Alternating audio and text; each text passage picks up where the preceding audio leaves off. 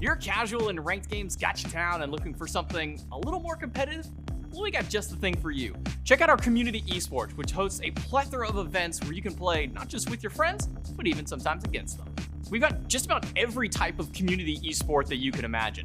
Long-form leagues mimicking the pro and amateur circuits, draft-style leagues if you want to spice things up and play with a whole bunch of different people, or if you're just in the mood for the occasional tournament, we've got plenty of those happening weekly, monthly, and sometimes even more often than those. If leagues are your thing, we got plenty to satiate that competitive appetite. Albion Giants, Quack and Smite, and Glarious Smite leagues are just a few of our mini orgs open to join. Give them a check and see what fits you best. If you've never seen a draft-style league, then you're in for a treat. The Smite Draft League and Olympus Smite League are just two of the largest draft leagues in the scene, and you should definitely give them a try, or at the very least, give them a watch to see what all the hype is about.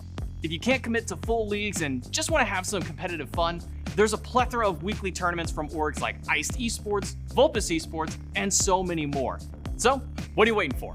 Head on over to SmiteAmateurLeague.com and check out everything that we have in store for you. There's a whole bunch of different checkboxes, whether you're playing on mouse and keyboard or controller, what region you are, what MMR division you are in your rank, to help you find the best suited league or tournament for you.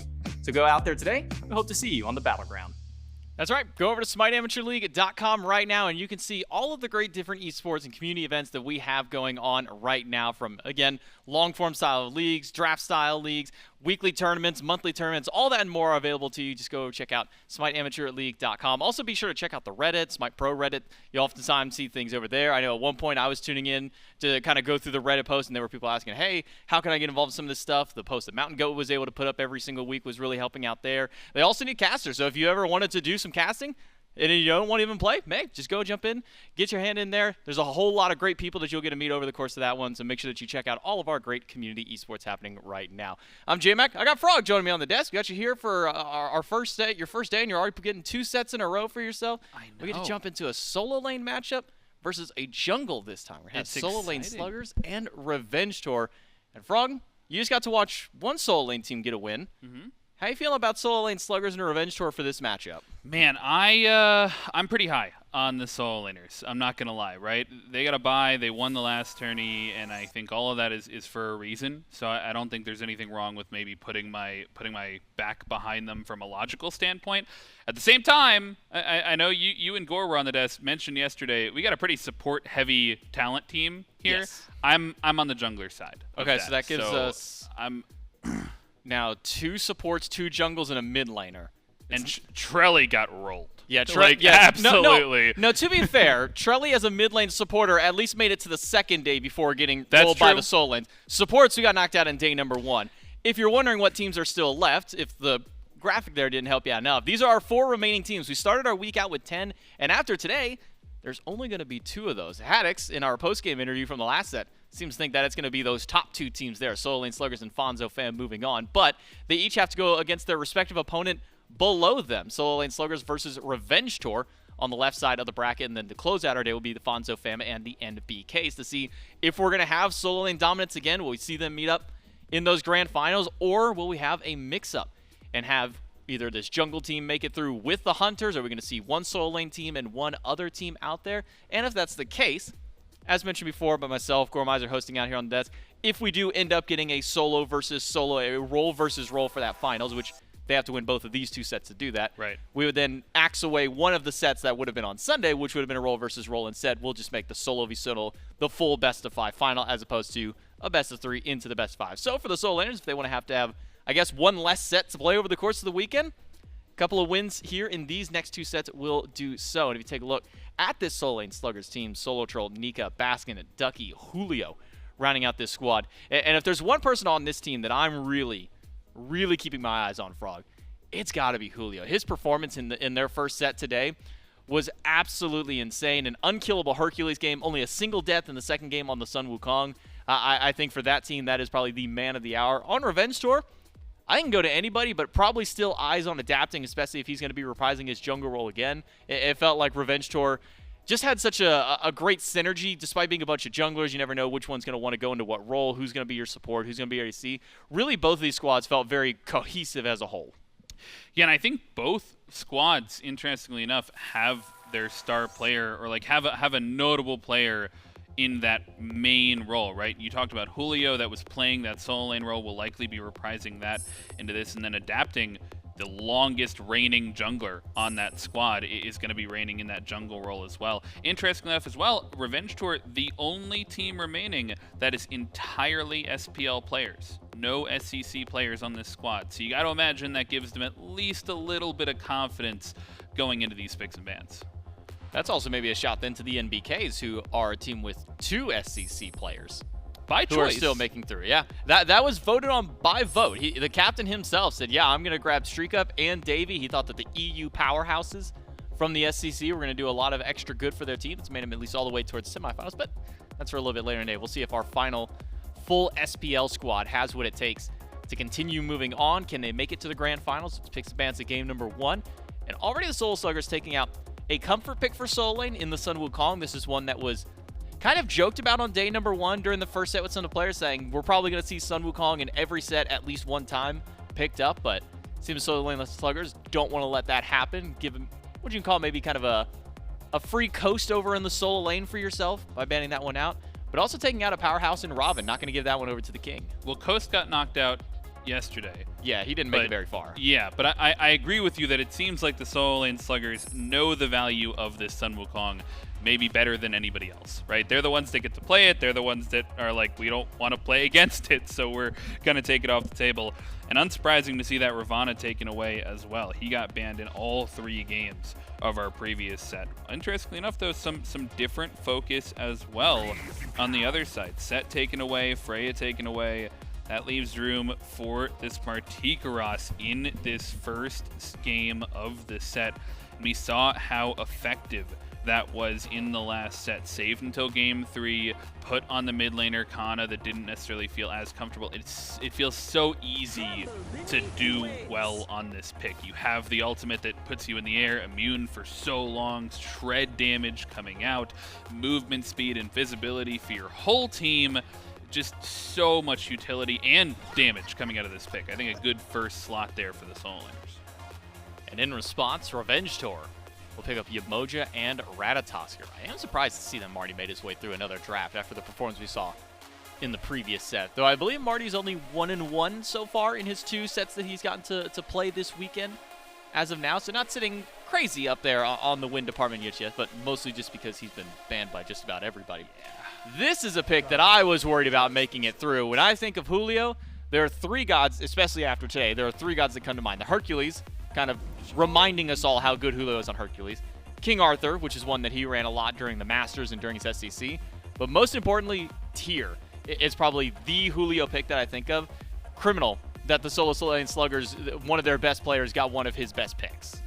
Yeah, you leave it up, right? You expect him to go towards one of the 3, and I'm not sure you can ever ban away or take away all 3. So no matter what, you got to imagine he's going to get onto one of those more signature picks, and the Tyr may be the most dangerous of them all. We saw how effective this was even from the support role in just making space, and we know Julio has had some great rotations early on in this game. Those early beacon fights have been bringing the Soul Laners over early and often in some of these games, and so the Tyr, I think, has the perfect amount of pressure, and like you said, Julio known for this pick as well. So no surprise to see him prioritize it here in the top 3, and I think how the drafts round out is pretty solid as well for both squads. You get the Hebo, that still has some flex potential, jungle or mid.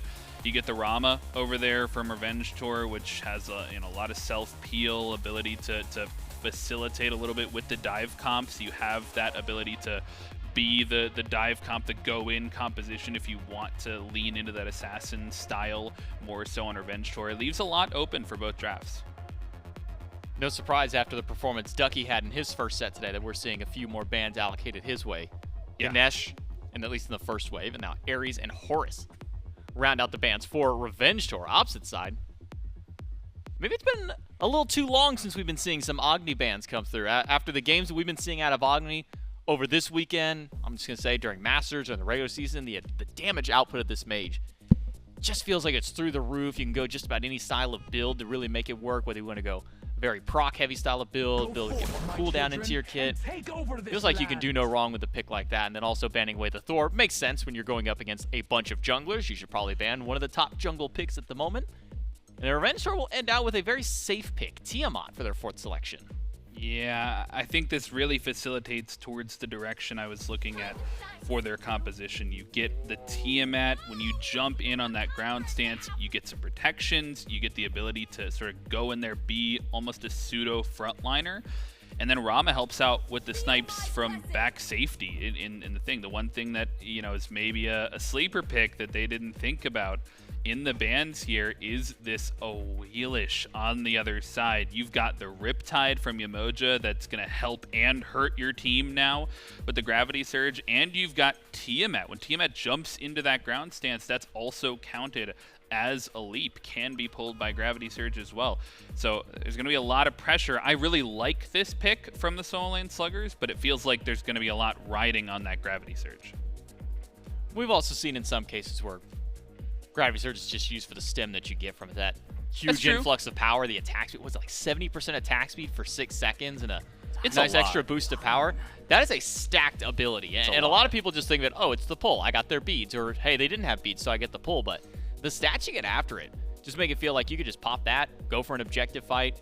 Now couple that along with a Terra. So a couple of knockups on the team so far for the Sololane Sluggers. I should say just a couple of knockups in general, because Terra's not going to provide any of those unless you go like the knockup meditation, which I honestly, I'm gonna put myself out there. If I have an Awilix on my team, or I'm on a low CC style of team in games I play, and I already have meditation, I'm getting Cloak of the Avatar because I think it's just funny to have that knockback. Gets people away from it. If you have an Awilix on your team, it's just a free blink meditation. You get the knockback, and now you get an extra pull there. It's a fun little gimmick. Well, nobody expects it either. Like, nobody is anticipating the Terra to knock me up ever. No. Like, nobody's pre-beadsing it. Nobody's going in thinking they're in danger of getting Gravity Surge. Luckily, they don't even need that type of CC because they are not lacking it, really. They've got the Hebo knockup. They've got the Fearless, the two different knockups coming from tier right after that engage, as well as the inherent jumps and movement on the other side. There is a lot of setup for this Awilix, which is why I say, I mean, I think the pressure is on the Sololane Sluggers to find those picks. On the other side, though, this last pick from Revenge Tour, the Loki, a little bit interesting. I think still a slight question whether or not we're going to see this Ratatoskr or this Loki in the Sololane. Probably more likely to be the Ratatoskr, right? But this Loki is also going to facilitate that dive comp, but in a slightly different way. It's not like a Ravana. It's not like something like an Erlang Shen where you are tanky and you are also diving. You're making space at the same time. Loki wants to get in, do his damage, and either die or get out, right? And so the rest of his team has to be the part that is making space. It's got to be Rat going in there, making the space. It's got to be Yemoja having solid walls, right? They've got decent setup, but the engage is a little bit, I don't know. The Assassinate has not as much value as the Gravity Surge has, but it's execution heavy, it feels like. Maybe a bit more committal if you're the Loki, because you have to basically put your entire body out there to get that ultimate damage, to be able to get anything. First, you can kind of sit back and hope that either Tyr or Hebo is able to provide one of those knockbacks so that you can pull somebody back in there. So a little bit back and forth, but at least between those ones, we'll have to see if the Loki does end up going to the Soul Lane, or I'm probably thinking that this Ratatoskr is going back to Screammmmm, as he coined during his comms yesterday, the Superman Ratatoskr style of play that he loves to go for, being nigh unkillable and being able to do a whole lot of damage. We'll see where these two teams line up. The first semifinal of Roll Stars. One team's moving to the finals. One team's going home. Will it be the Solos? Will it be the Jungles? We jump into game one with the Sololane Sluggers and Revenge Tour. It's J-Mac, Frog, and Doug here to bring the action for game number one. And kind of just talking, maybe in general, about the Loki. We saw it earlier from the mid laners. I believe it was the Bruise Brothers who piloted that one, Erupt Crimson in the jungle. Just felt like it was such an annoying pick to fight against because of the amount of poke damage that can go through. When you start moving out of the early game where Loki can kind of maybe get in and get out a little bit more easily, does it kind of then transition into maybe being better as that poke style of player? Do you think he still has value in just being that lone assassin? I think he still has value. I think it depends a lot on how your team is positioning, right? Because if I look at the enemy team, if I look at the Sololane Sluggers, think about the last game where Haddix was constantly playing on the backside of the team. It was like almost a 4-1 split in every one of these fights. Loki wants to do the same thing. He wants to play the 4-1 split, but he also has a great 1v1 matchup into almost any other assassin. And Awilix is one of those assassins who also wants to do the 4-1 split. So I think it's going to be more difficult as the game goes later to still try and find those members, those lone members caught out, but things on your team that can help you, right? You've got the potential for the Yemoja walls to trap people in and make somebody feel like they're alone. You've also got the potential to catch out Baskin in the jungle, who's also going to be on his own and try and find that 1v1. So I think there's still room to try and play that way as a Loki, but you also definitely might see him, depending on how successful that is, finding a 3-man assassinate stun, and that's the value he wants.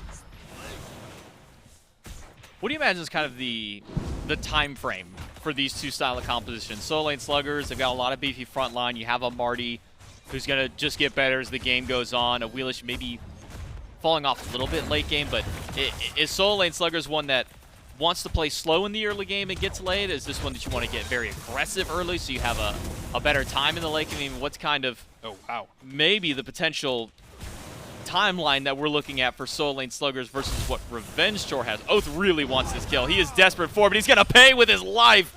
Baskin turns that one around. A little help from the minions makes for a nice and easy first blood for Baskin. Jumps in, just misses the damage on adapting. Never mind, maybe it's just we play early, says the Sololane Sluggers. And I think that's what their composition facilitates as well. You're looking at Awilix as a very early game jungler. Julio, I think, has a ton of pressure just natively as this tier over on the right-hand side. And then SoloOrTroll really speaks up as one of the few mid laners that is like wanting to get involved. Remember, he's got his ult from level 1 because he's got 3 of them. So he can just do a ton of damage. All the while, though, Baskin pushing up a little bit too far. He's getting chased all the way into his enemy jungle. I think as long as Baskin can pick his spots like he did there in the mid lane, it's on the Sololane Sluggers to sort of set the pace here. LASBRA eating a lot of poke here from Nika. Between Nika and Ducky, really trying to stack up these waves, maximize how much damage Nika is able to do on the Martichoras. Not just the enemy players, but also to the wave. They've really done a good job putting poke against Kyrmi and LASBRA. Kyrmi back on the ROM, had some highlight plays during his performance before, just yesterday. Able to get an objective steal with a snipe from the ultimate. Had a couple of moments where he tried going for a few 1v1s, nearly winning out on those, so expecting big things from Kyrmi as the game continues to evolve, at least for this ROM. Is Revenge Tour also kind of one of those ones, or is this maybe an opposite moment? Screammmmm shoved against the wall, whew, and put into a coffin. Baskin, the second kill of the game for him. Assist coming all the way around as SOT even made a rotation over there to take him down.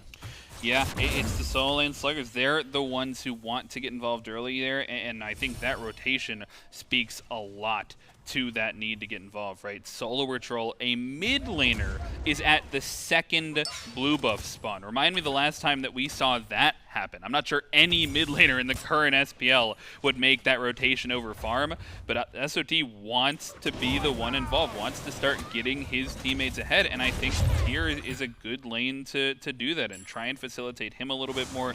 You take away the blue buff from the Ratatoskr, from Screammmmm as well, and you start to build yourself a little bit of a lead. Already up almost 1,000 gold.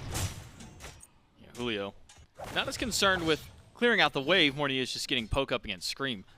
Already level 6 to the 5, that blue buff deficit, losing out on some of that minion wave. Screammmmm starting to fall behind just a bit on the Ratatoskr. And not a fun matchup to lane against. No. Really ever. I mean, tier is never really fun to go against in general unless you're like Artio. Then you're doing okay, but outside of that, it feels like there's a lot of rough matchups to fight into tier, and Ratatoskr certainly feels like one of those. Well, it's like the worst you can have as tier is that you don't have the aggression, so you're just healing.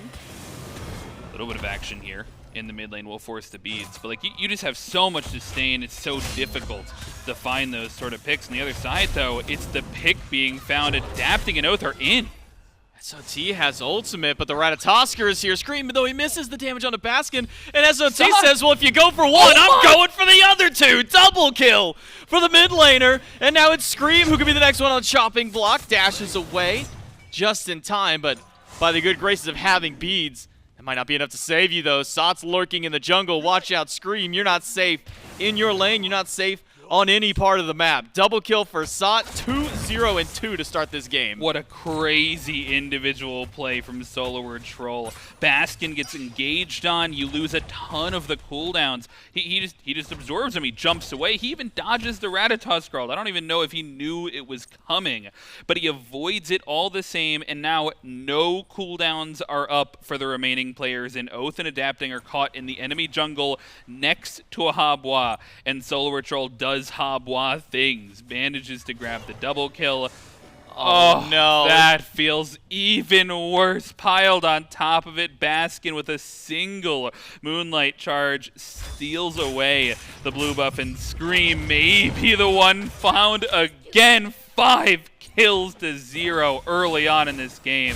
They are dominating. It's going from bad to worse. You lose out on a blue buff. Screammmmm got to live. That's great. You try and go for a fight in mid. You don't get Baskin. That's bad. SOT double kills your team.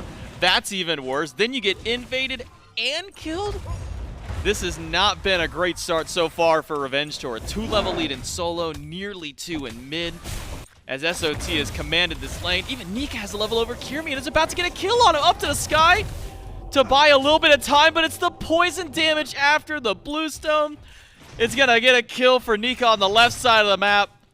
Revenge Tour just cannot catch a break. Sololane Sluggers are leaning into exactly what their composition wants to do, right? They have pressure everywhere on the map, it feels like. They've got a bit of a gold lead, building an experience lead as well. It's about how they transition this as we get a little bit later on in the game, because we have seen very few early game wins this weekend. One of them did come from this squad, one 24-minute game earlier on today, as Julio almost takes the life of Screammmmm. But the other time that they found themselves with this sort of lead early on, it still got pushed to 51 minutes. They have to try and force this conversion and make sure to be setting up maybe for something like a beacon fight, but certainly avoiding getting caught out here. He's going back in? Oh my! Wait, Sot's committing to this? He gets the crushing wave! He says, I don't care about a 2v1. I'm still taking one down with me. Another kill for the mid laner. Big shutdown.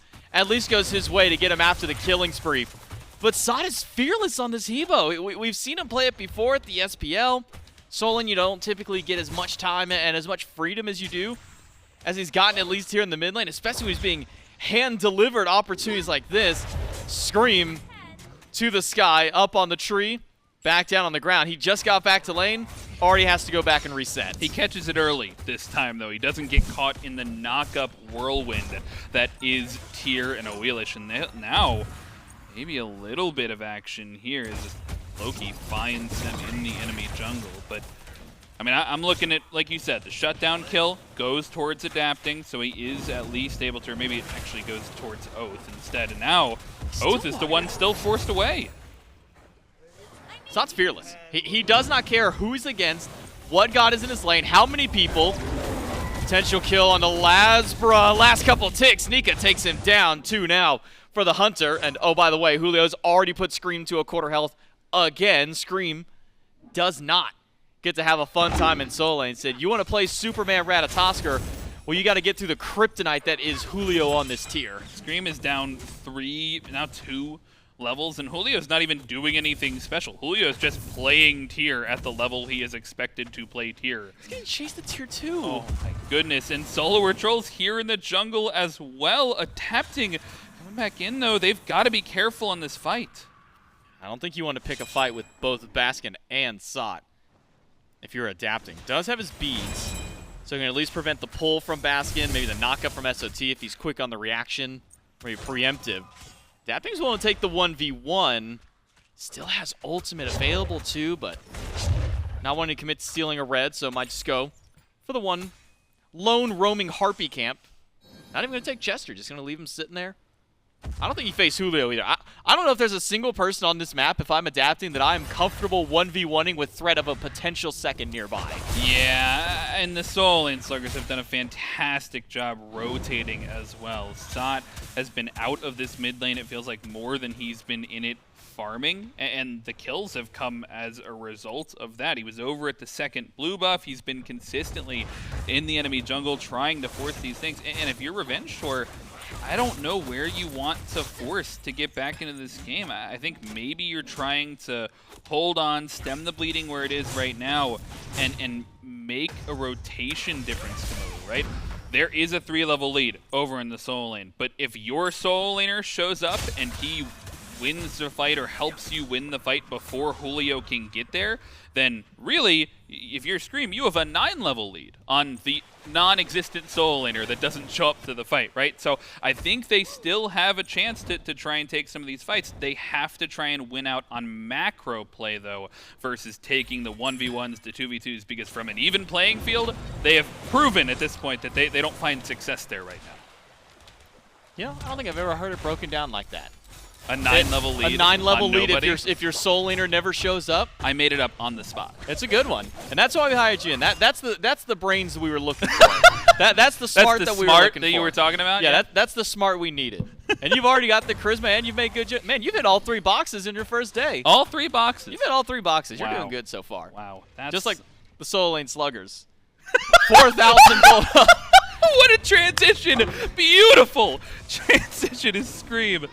Gets forced out there. Sorry, I took the thunder and SoloOrTroll took his life. Yeah, he took the thunder right out of Oathhh and sent him back to the gray screen. And it's right about as this beacon is looking to spawn, I think. It's definitely going to be tough to fight back into this solo lane squad. It feels like they're just doing whatever they want, and Scream is running the wrong way. Yeah, Scream's got to get up to the sky. He can run pretty fast while he's up on the tree, or I should say, skip along the branches fairly quickly. With this beacon spawning up, Revenge Tour's got to make their stamp known somewhere. They've got to try and find a fight. Adapting's going to do so up against Nika, and Kyrmi's there for backup, but Adapting's the one losing this fight. Ducky still stepping forward. Revenge Tour doesn't have much to go, and Sot, he's acting as second jungle for the team. Kyrmi walks back in, but he turned his back to a Hebo. No matter how much LASBRA tries to zone for himself, he's got to try and keep the rest of the team alive throughout this. Nika standing inside of the grass. A big stun, though, comes through, and Oathhh is able to pick up 1. Oathhh takes down 2, and now Kyrmi's rotating back in for the fight. It's just Ducky left alive. Rotating over, though, Julio is here for the beacon, and they've got positioning on it. I don't think they want to fight for the beacon, and that's smart from Revenge Tour. They finally find some footing. They take down 2, and critically, they take down Sot one more time and punishes him for overstepping. Typically, you got to be very careful if you're a Hebo jungle, right? Because that's typically the positioning you would see from a Hebo jungle, right? He's in the back of the fight. He's trying to find his way in for the big fight-changing 2 or 3 man ult that you see, the crushing wave through the fight. Sot was really late on it. In fact, he didn't get the ult off at all. He pushed into the back of the fight. They focused him perfectly, got the CC chain off, and the Rama snipes were there as well to pair with the damage, and Sot just wasn't in time with the 4 button. So at least now in Revenge Tour, you find your footing. You can hold on to a strategy a little bit, maybe focusing on Sot and taking him down as the team fight starts. He may be a good focal point for this squad. Julio's already removed 1 tower off the map in his lane. Can now go just about anywhere that he wants. Might see a rotation from him outside of lane. Beats from LASBRA. And an ultimate response by Ducky. Thinking maybe somebody else would potentially show up, or maybe calling for a dive at that case. But now that Julio is no longer bound by the chains of Soul Lane with a tier 1 down, he's free to roam through. Already has 3 items online. The Sololane Sluggers, feels like at this point that they could do no wrong. Oh. Stealing away a red buff too doesn't feel great for Oathhh. We're at that point in the game, though, where they got to start capitalizing, it feels like. Because if they just hold on and stop pushing. I mean, right now, they've continued to push with these 1v1s, these 2v2s, right, where they find ganks and they find success on those ganks. That's really where they're pushing. But Revenge Tour, they're not dumb. They've gotten wise to that. They're like, okay, we just won't take 1v1s. We won't take the 2v2s because we're going to lose them. And that's the right play. But if that's going to happen, you got to find macro plays. And that might be what they're looking for, a 4-man rotation on the left side. Look at this, dude. Kyrmi doesn't know what hit him. Kyrmi's got nowhere to go. Beads in the sky. Doesn't matter. Sololane Sluggers find their pick. And while a Pyromancer is the call for Revenge Tour on the right side, I'm curious what the call is for the Sololane Sluggers. Maybe we can take a listen in on this team and see what they do in preparation. Alright, we're doing gold, by the way. Yeah, I'm fine. Are they going on you? I can come to you, Julio. I'm fine. Okay. Dude, he's actually 1v9. You guys good on gold, yeah? Yeah. Yeah. Yeah, we should we'll get it. We can go purple afterwards. I mean, I could probably still kill Kyrmi myself. I mean, yeah, I think we could if you have nothing else to do. He's only level 12, so it's not really that worth. yeah, but I mean, it'd be pretty funny. It's a mental hit. Yeah, true. He's probably gonna freeze on this tower, so it would be good to insta kill him. Hey, he's coming I back blink. now. He's Is coming back Loki now. Here? My blink is up. Yeah. Your tail's sticking out. I'm gonna clear the wave. Do Yemo? Yeah. I'm gonna blink. I'm gonna let you hit him first. Could come Nice right. Oh, chaos. Could come right. Yemo's here, guys. Cheers, Does he have mate. beats? Yeah, he Back. gets everything, I think. Yemo should. Tiamat's coming. Yeah, I think we can do it. She's leaving. Oh, Loki's coming Nice. though. I have to hoodie. Rat ult down. How do you think we handle this? We can do it and run. Oh, bollocks. I'm not even gonna pick it up. Bullocks. We just got it. I'm backing. Rat ult down. Bruv said bullocks. Bullocks. Sorry, let the British slip. Oh, blimey. Yeah, I have to hoodie now, so. Kinda wanna just run it down on Yemoja. Yeah. Or anyone really. Like, if me and Sock group and Yeah. 3 into ult, pretty much. Tia went the breastplate, by the way. Back to level 12 Rama. I got my fail nod now. I'm massive, mahusive, but so are you guys. Holy shit. Yeah, AC actually has no farm. I'm going back, dude. I'm gonna Oh, well, clear I have one more purple. wave. You're going back? Backing. Dude, they're gonna have wards now. Watch out. Yeah. He has I no, got I think his beats friendly. are gonna be up now, actually. I think next thing we do is just rotate me to mid when we get tower. I guess you guys can do left wave and shit. I'll just go mid quick. Can we look at Yemoja? Okay, yeah, I'm coming. They have wards on us, by the way, the way he's moving. I can come straight. Can we just group mid and look for a fight? Yeah, I think we Could can. do that, yeah. Tiamat's in mid here. The rat as That's well. it. Yeah, they have a ward on the My ulti's up now in 3. mid area though. I have shield for. That's Tiamat's ult. We could just group and push this mid. If you get a 3 on anyone. I got 3. Oh, fuck. Sorry. That's fine. I thought you were out of range. Oops. I have another. Can we still Pizza- push? Can we still Can we push? tank it? Can we go? Go. Yeah. I have Phantom Shell, by the way. Marketing. So I've I've been knocked up. Tiamat beats. Nice, nice. Both beats on these guys. A just down on Tia. A just down on Tia. Nice. Okay. Can we still push? Can we still push? Yeah, I yeah, yeah. have blink. Yeah. Rama's in left. Nice. Beautiful. Oh, Tiamat. Nice, nice, Tiamat. nice. Nice. Nice, nice, nice. I suppose. I don't know if we can get Phoenix. Yeah, we can. Yeah, Yeah. sure. Oh my I god. don't think we can. I'm attacking. I guess we can get it. I can't be trusted in society. I guess one of you could back for left or right. I don't think they're gonna push anymore. Capital Loki. Let's end the game. No. Someone call him off. Sololaners doing Sololane things, bullying everybody who steps in front of them, diving Phoenix. I got to talk about Julio there, who had an ultimate to the backline, pulled 2 sets of beads, and it said, yeah, I've got Blink, we can just do this again, and then just did it again. It's the one thing we were talking about, like with the junglers, with the supports, when we were listening on our comms, none of it was ever kind of a question as to what they want to do. It was always just a directive of, I'm going to do this, and everybody goes, okay, cool, yeah, sounds good. And poor Kyrmi, man. Richard's getting bullied over there. They said, hey, he just respawned. Let's go kill him again. But it won't provide us too much gold, but it'd be funny. It would be funny. It'd be kind of funny. It'd be a big mental hit, and you got to think Kyrmi is trying to regain best he can. Yeah, but you're absolutely right. I'm looking at those beads cooldown on Revenge Tour. Oh, that thought LASBRA getting swallowed whole, rooted out. No Omi left. He should fall down here. They're just continuing on the rampage. It's almost like they're on a Revenge Tour. No, they're fighting the Revenge Tour. They're trying to stop the Revenge Tour in its tracks. But they're on the tour. I guess they're... Well, they don't need to have revenge for anything. The Solaners were the winners last time. They're just on... I can't even call it a redemption arc for themselves because they've just been winning. They're going for the 2-time? SoloOrTroll's going for the kill. He's 1v2ing. He's dying. He's dead. You know, that's a good shutdown, though. Rampage for SOT. He needed to be put in his place a little bit. He dove Phoenix earlier to kill LASBRA. He succeeded. He did succeed. And then LASBRA also learned why it's not fun to be a Yemoja against an Awilix. Walked to his own Riptide. He's like, I'm safe. Nope, Awilix. Pull him back. LASBRA got beads when he left the base to start the game, and I believe has used them a grand total of 2 times. And every other time he's just been pulled in and killed. So not necessarily enough to keep him safe from this pick that is the Gravity Surge, especially with so many of these knockups. But Sololane Sluggers, throughout all of this, still are only 5k gold up. Like we haven't even looked at them yet, but it's Revenge Tour on the Gold Fury. Yeah, Revenge Tour going for the Gold Fury. I'd love to hear their thoughts moving into this objective. Just take. I mean, they're not doing fire, so this is fine. I'm back. We're pulling them around the map. That's what matters. Back to left, yeah. We're listening for a blink here. I'm gonna try to catch mid waves. I'm gonna kill you, whatever. You're going Heba? I'm going here. Stay alone. Awilix is rotating the minus. He'll have everything. He didn't use anything. I'm backing. Me and Just Tier keep me gonna come. stacks, dude. Careful with Tier, bottom left jungle. I'm just proxying the waves. I'm going for the red, I think. Make sure we get our chest if we can. I cannot walk in there. They're returning towards us now. Yeah, they're grouped right. They have Terra. They have a bomb and Terra as well, so they might just look fine now. I also have a bomb, so. Oh shit, I think they found me. Cuba can blink on you, by the way, so you might have to ultimate out early. Good night.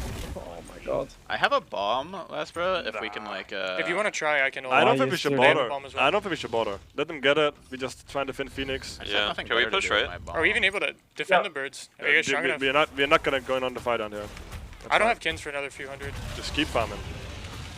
Alright, I have compassion soon as well.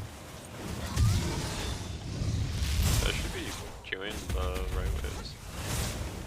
I don't know when That's Tier blank.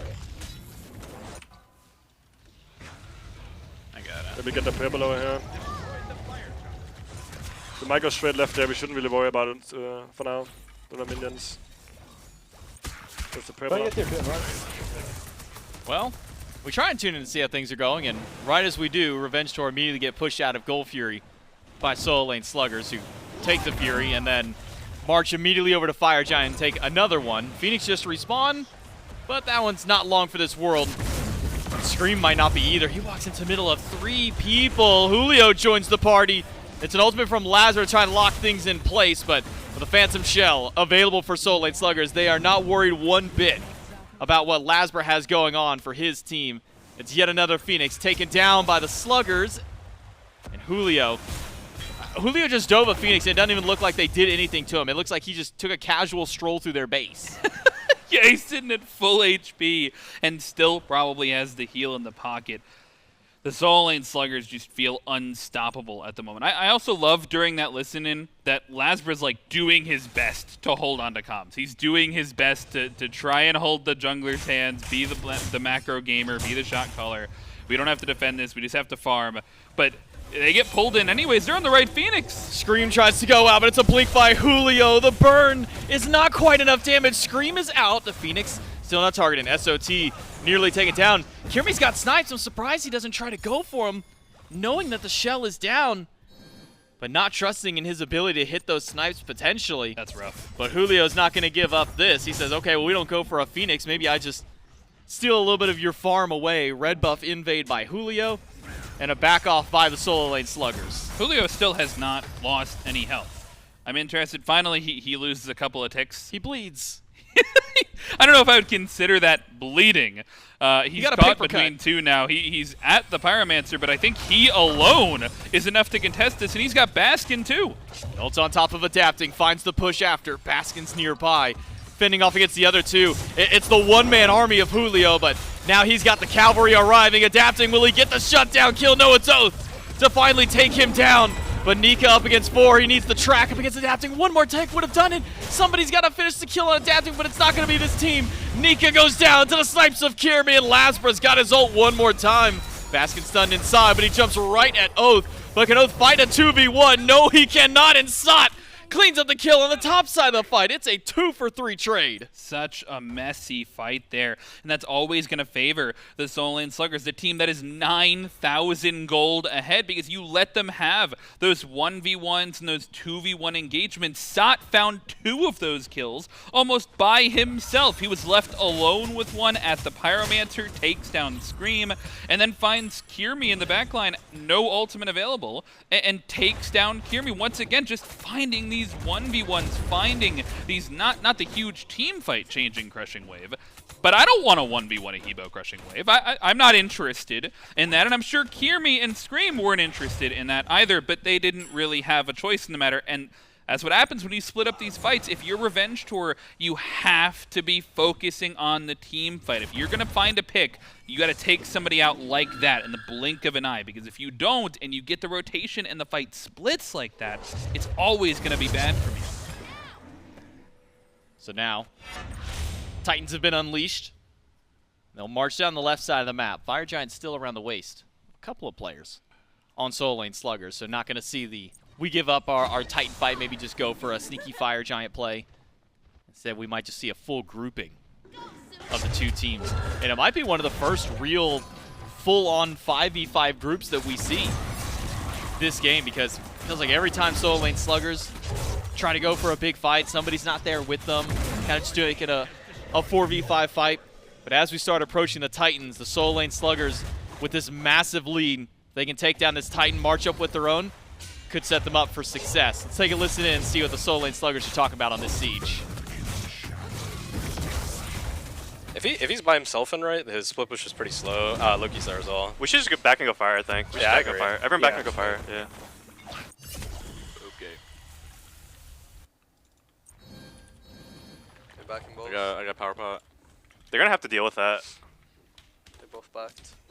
We could just blow up fire, honestly. Yeah, Screammmmm doesn't have TP, so whoever goes to Titan, then it might be on my red. We'll see. I think they both reset. Now we're good. My damage isn't too bad. I mean, they're all over there. Yeah. I think if Baskin's hitting this, then it dies quick. Yeah. Come in.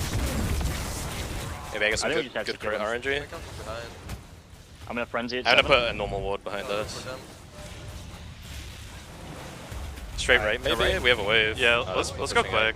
Well, I guess Julio, you can deal with them, right? Yeah. So, good luck. Still on the next mid wave here. I didn't even get the tower. They're backing up. We should be careful, right? Yeah, I have everything up now. Rama's in left still. Someone just right. warded her. Loki here. Loki's here. Oh, yeah, if you chase the Loki around, I think it's pretty good. Can we still get his Magis? Got it. Nice. I have to drop with the Niagara. Loki's in mid. I don't get hit by that. Loki Alright, they're missing left now. Yeah, Rama's here. He's mid. Tiamat's poke. He's coming from behind, boys. Okay. Yeah, we just play safe. I'm looking at this until Loki. Julio Do you see where he is?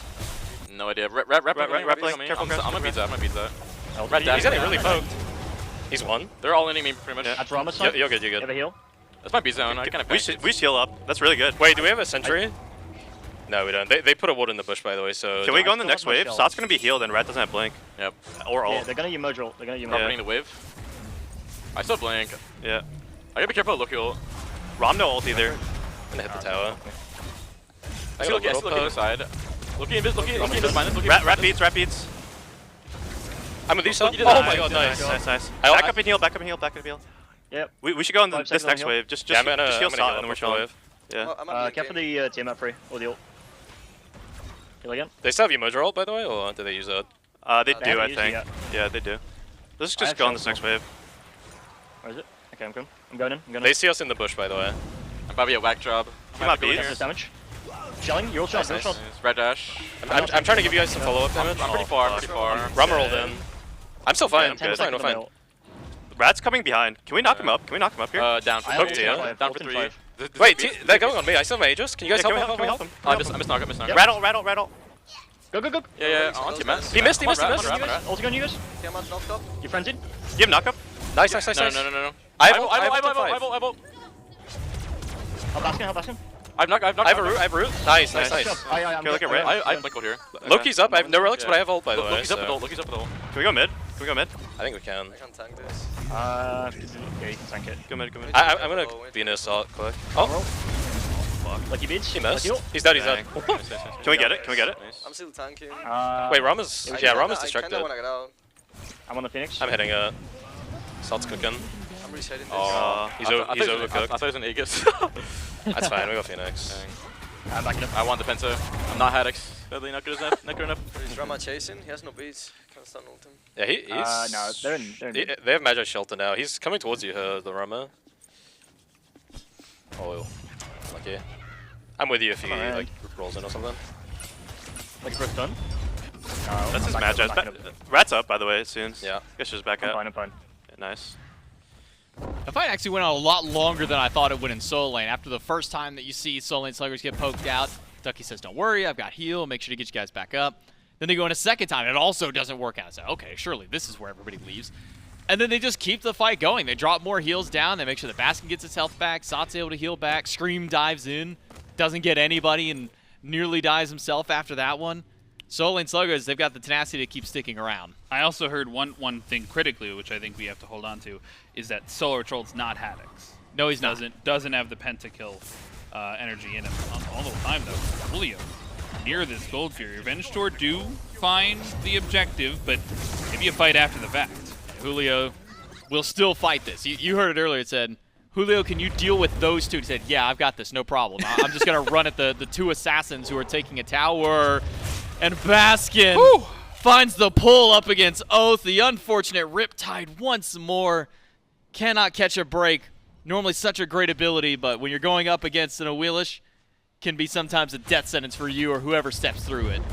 And we've seen so many aspects of this game that I think is a bit of a comp diff, right? Sololane Sluggers definitely feel like they have the better comp to fight into this game. You see it right there with the Riptide, with the Gravity Surge, and how many knockups you have just in this composition. We saw it earlier as well when they were sieging that right-hand side Phoenix. And a drawback to your very beginning question, how is Loki going to participate in these team fights? Adapting keeps trying to find his way around the back, and Sot was like, all right, cool, I'm going to use 3 abilities, and you're going to die. You don't get to impact the team fight. And all of a sudden, it's a 5v4, right? Like, all of the attempts that they've made to try and have their 5-man team composition fight in here just have not been successful, but now they might have to die on a hill. They've been able to give up the Fire Giant, the regular Fire Giant. Now it's EFG on the map, and I'm not sure they'll be willing to just give that one away. No, Enhanced Fire Giant, much more valuable for Revenge Tour to not lose out on.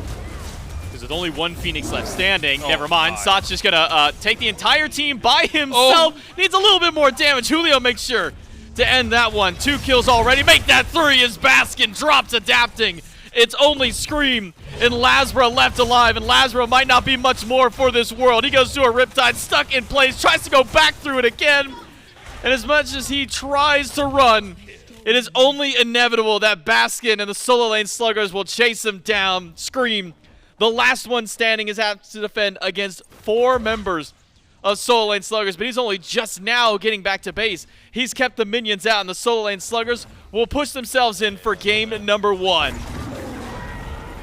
Oh my god, he's hitting mod, dude. Oh my god. Kill Scream. Agreed. Value target, value target.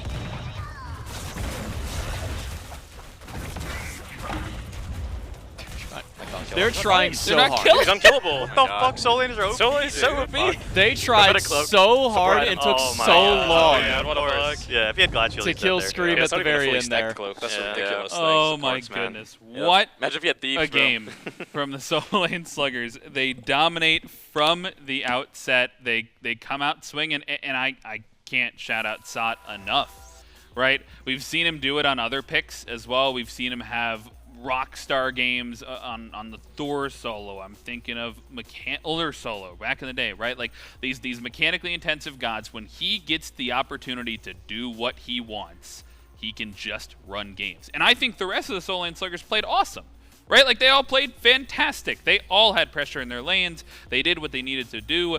Julio played bad cop and needed to be there to defend towers and to like chase around Lokis when it was required by the team composition. But Sot, the damage coming out of this guy, I mean, I would say you can't let him have it in game 2, but he doesn't get to have it in game 2, at the very least. Yeah, the Sololane Sluggers just didn't want to win too fast. That's what I said. Julio, you're doing a lot right now. Why don't you take a little bit of a break, make sure our towers are good, help us be able to find these wins. Sololane Sluggers now 1 game away from being the first team to make it to the finals. Can they do it in 2? Or we're going to go to a game 3 and find out all that and more right after this break.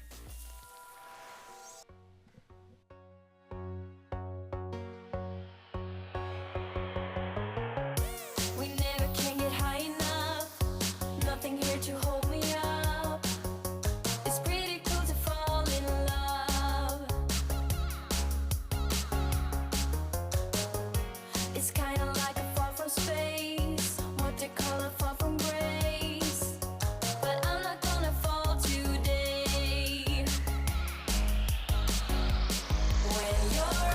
You think you'll never go down, never go down. Ooh, once you're down, you think you'll never get up, never get up. Ooh, when we love, we think we'll never break up, never break up.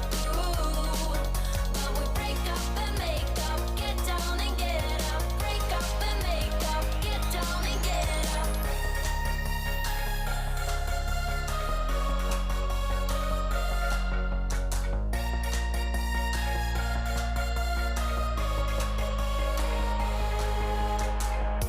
I never learn from my mistakes. Everything you drop breaks, even a pretty face. It's pretty cool to fall in love.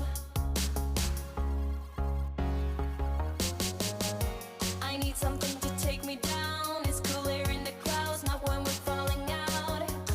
I don't wanna fall right now.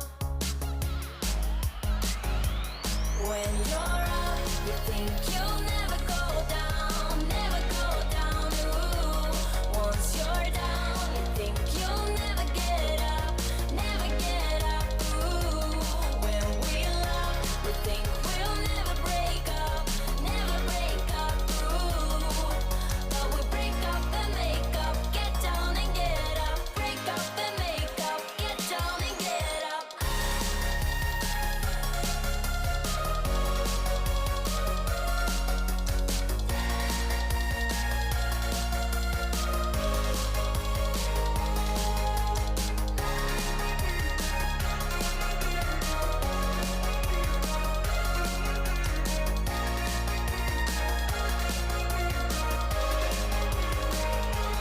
When you're up, you think you'll never go down, never go down. Ooh, once you're down, you think you'll never get up, never get up. Ooh, when we love, we think we'll never break up, never break up. Ooh, but we break up and make up, get down and get up, break up and make up, get down and get up.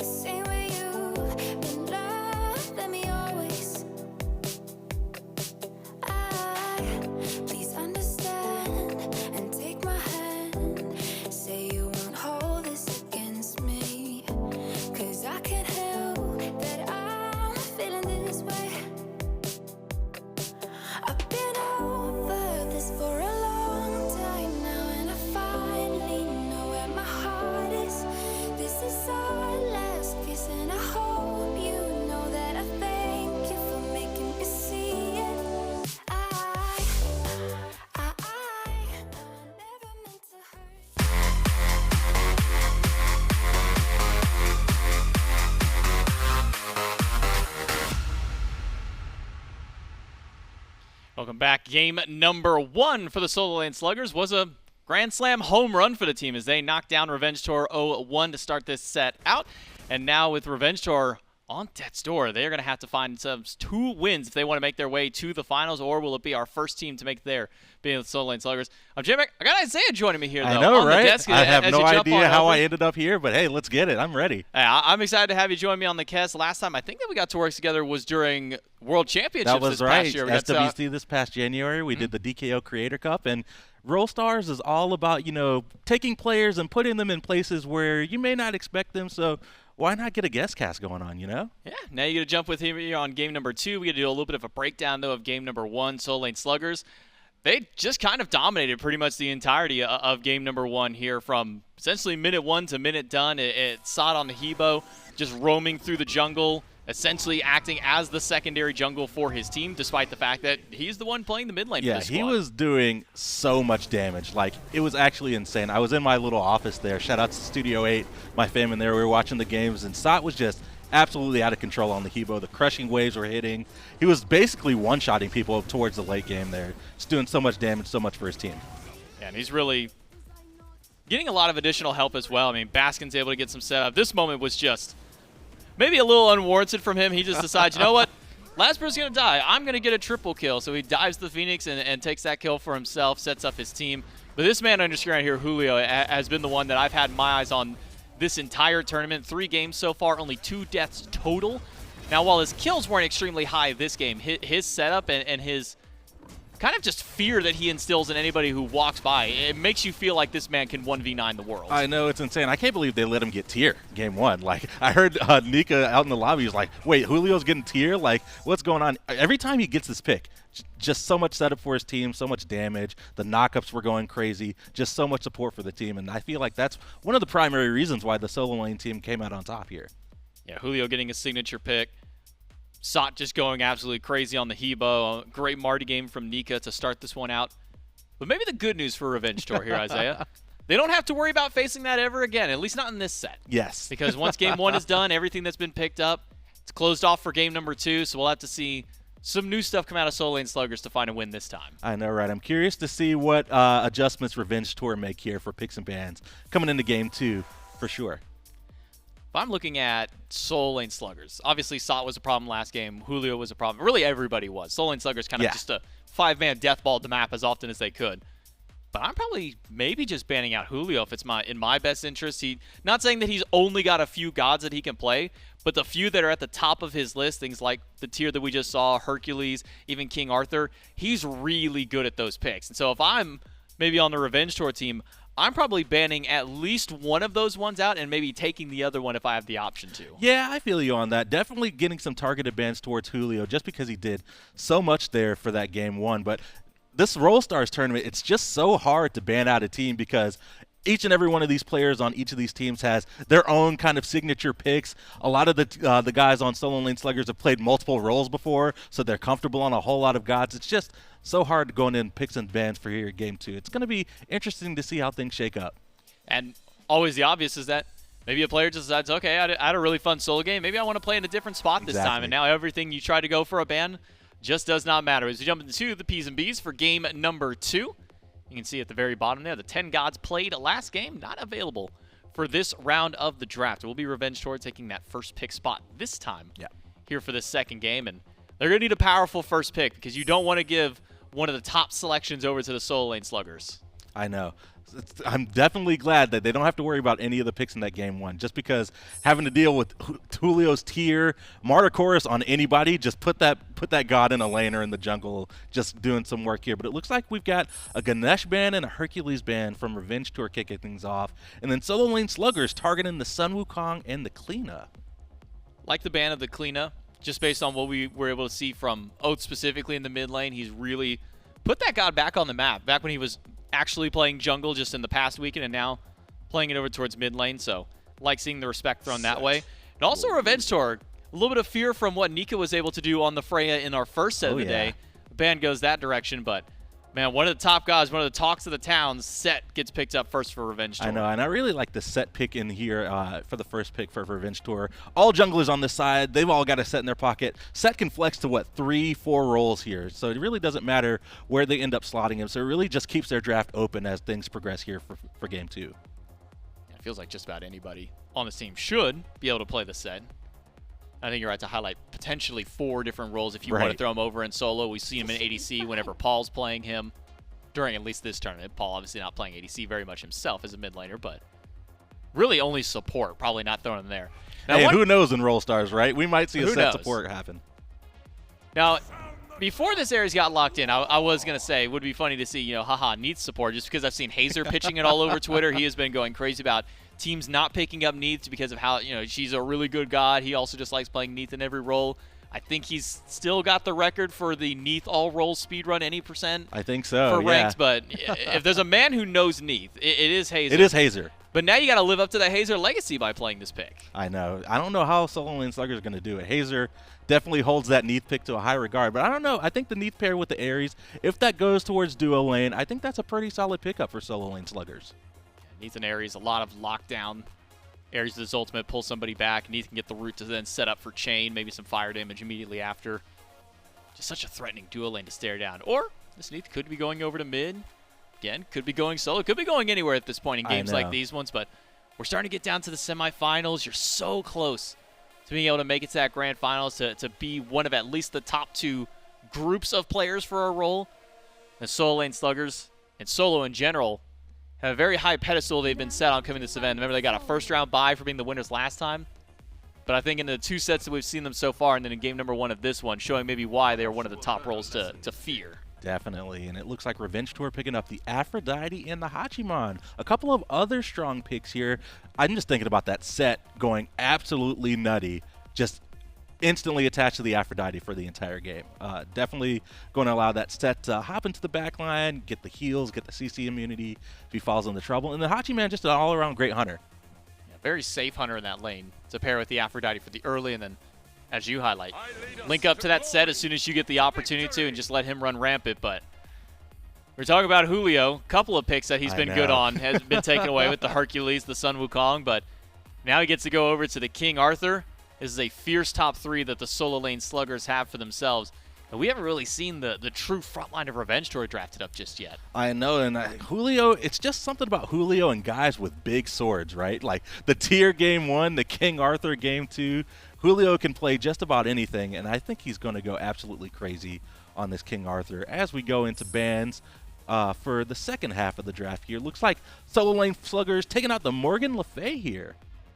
Morgan Le Fay's been rising up a bit recent. Maybe it has something to do with the tablet build for the mids coming back. Build 3 different books, some defense, and then get an Obsidian Shard at the end. Really allows her to get a lot of ability spam throughout the game, so maybe that's playing into a bit of her return. Opposite side, Agni, no surprise seeing that mage ban. He's been one of the top performing mid laners. So good. So good. And I agree with you, J-Mag. Morgan Le Fay, really a big abuser of that proc build, the book build and tablets, getting those tablet procs and, you know, getting those stacks up, doing the damage, building a little bit of defense, and then some pen to kind of round things out. But as we move a little bit more, what do you think is going to be the next pickup here for Revenge Tour? Revenge Tour definitely need their front line.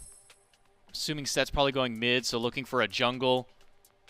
Unless it gets banned away. Unfortunately, it does get banned away. It's just us thinking about it. Ao Kuang was the immediate call-out I would have loved to have seen Adapting go to. We saw what Haddix did with it in our second set of the day. Gets a pentakill, right? To end the game. But unfortunately for Adapting, no Thor or Ao Kuang, because the Ao Kuang's banned, the Thor drafted by the Sluggers. Yeah, we love those picks. It's like a pick and a ban in the same spot. Adapting, we all know what he can do on Thor. So Sololane Sluggers, definitely smart taking away that pick from Adapting. I'm not sure. It looks like it's probably going to go jungle here for Sololane Sluggers. So we'll see if we can hold the Thor name up and play it just as good as King Kenneth can and hopefully get them a win in game 2. I think one thing that Revenge Tour is also lacking is a bit of CC. I mean, you have a stun, single target for Aphrodite, the slow/knockback that you can also provide whenever you do our link to somebody or if you're just by yourself. But I'd like to see a little bit more CC. Something like a Hunbats to me would feel really good in the jungle for Kenneth. But right now hovering Bakasura and Eset. Some flexibility between Aphrodite and Eset. Is there one you prefer in the mid lane versus the support role? I think I would prefer Eset in the support role. I'm thinking Aphrodite mid. Eset just brings a little bit more utility. I think she may benefit just a little bit more having the extra pros to kind of really get in there and really set up the team, help secure objectives with the circle of protection. So yeah, I'm feeling Eset support here, but this Revenge Tour draft, I really can't put a nail on where anything is going just about now. Yeah, this really does feel like the run it down style of composition. Probably the only safe guess that we can make is Hachiman in the duo lane. Yes. And honestly, I don't even know if I can confidently say that one, just based on some of the matchups that we have seen this weekend. Sololane Sluggers now 1 pick left. Will it be their dual lane hunter if this Neith is going to mid, or will it be the mid laner, assuming that this Neith goes over and pairs alongside Ares for the dual lane? One final pick. Yeah, I'd like to see just a traditional mid lane mage for Sololane Sluggers here. They've got a good amount of setup here, so just adding some burst on top of that. The CC is going to be coming in from the Ares, the King Arthur, the Thor. Neith is going to bring some CC as well, so I think just a traditional mid lane mage just to add a little bit of extra burst damage to put a cherry on top of their draft here is what I'm feeling. I'm thinking a big... Well, I was thinking of a big burst, like immediate damage made, something like a Ra or a Thoth, but instead it will be Merlin for the Sololane Sluggers. And just thinking on that line, it was, you have an Ares, a King Arthur, and a Thor, 3 gods, even Neith if you expend an ultimate with there. Just set up for an easy snipe with something like Ra or Thoth, but Merlin, definitely one of the picks that Sot likes to go to. That's true. You know, Merlin's still going to bring the damage, and Merlin's actually going to help them a lot on their sieges as well, whether that's going to be offense or defense. Merlin's just great at clearing waves. It's going to help out whether they're on the Phoenix line, on offense or defense, to really hopefully bring them towards a win here in Game 2. Yeah, the Merlin definitely to hold down the fort when it comes to pushing up against the team. If your back's against the wall, you say very nice and easy lane clear for himself. So the draft, at least for Sololane Sluggers, this is a very easy one to look at and go, everybody's going there. You maybe have any thought? I'll let you kind of take a shot in the dark as to where you might think Revenge Tour is going to line up. Well, if I was just an average SMITE player looking at the drafts on a piece of paper, I didn't know any of the context behind this match, I would say Sololane Sluggers. But I feel like Revenge Tour have a little bit of a chip on their shoulder, right? They don't want to get too out here. I feel like a lot of those people on Revenge Tour are going to be able to pick up some comfort picks. Got a couple of assassins, a couple of really tight mages. Hachiman just going to be bringing the damage for ADC. I'm going to give it to Revenge Tour.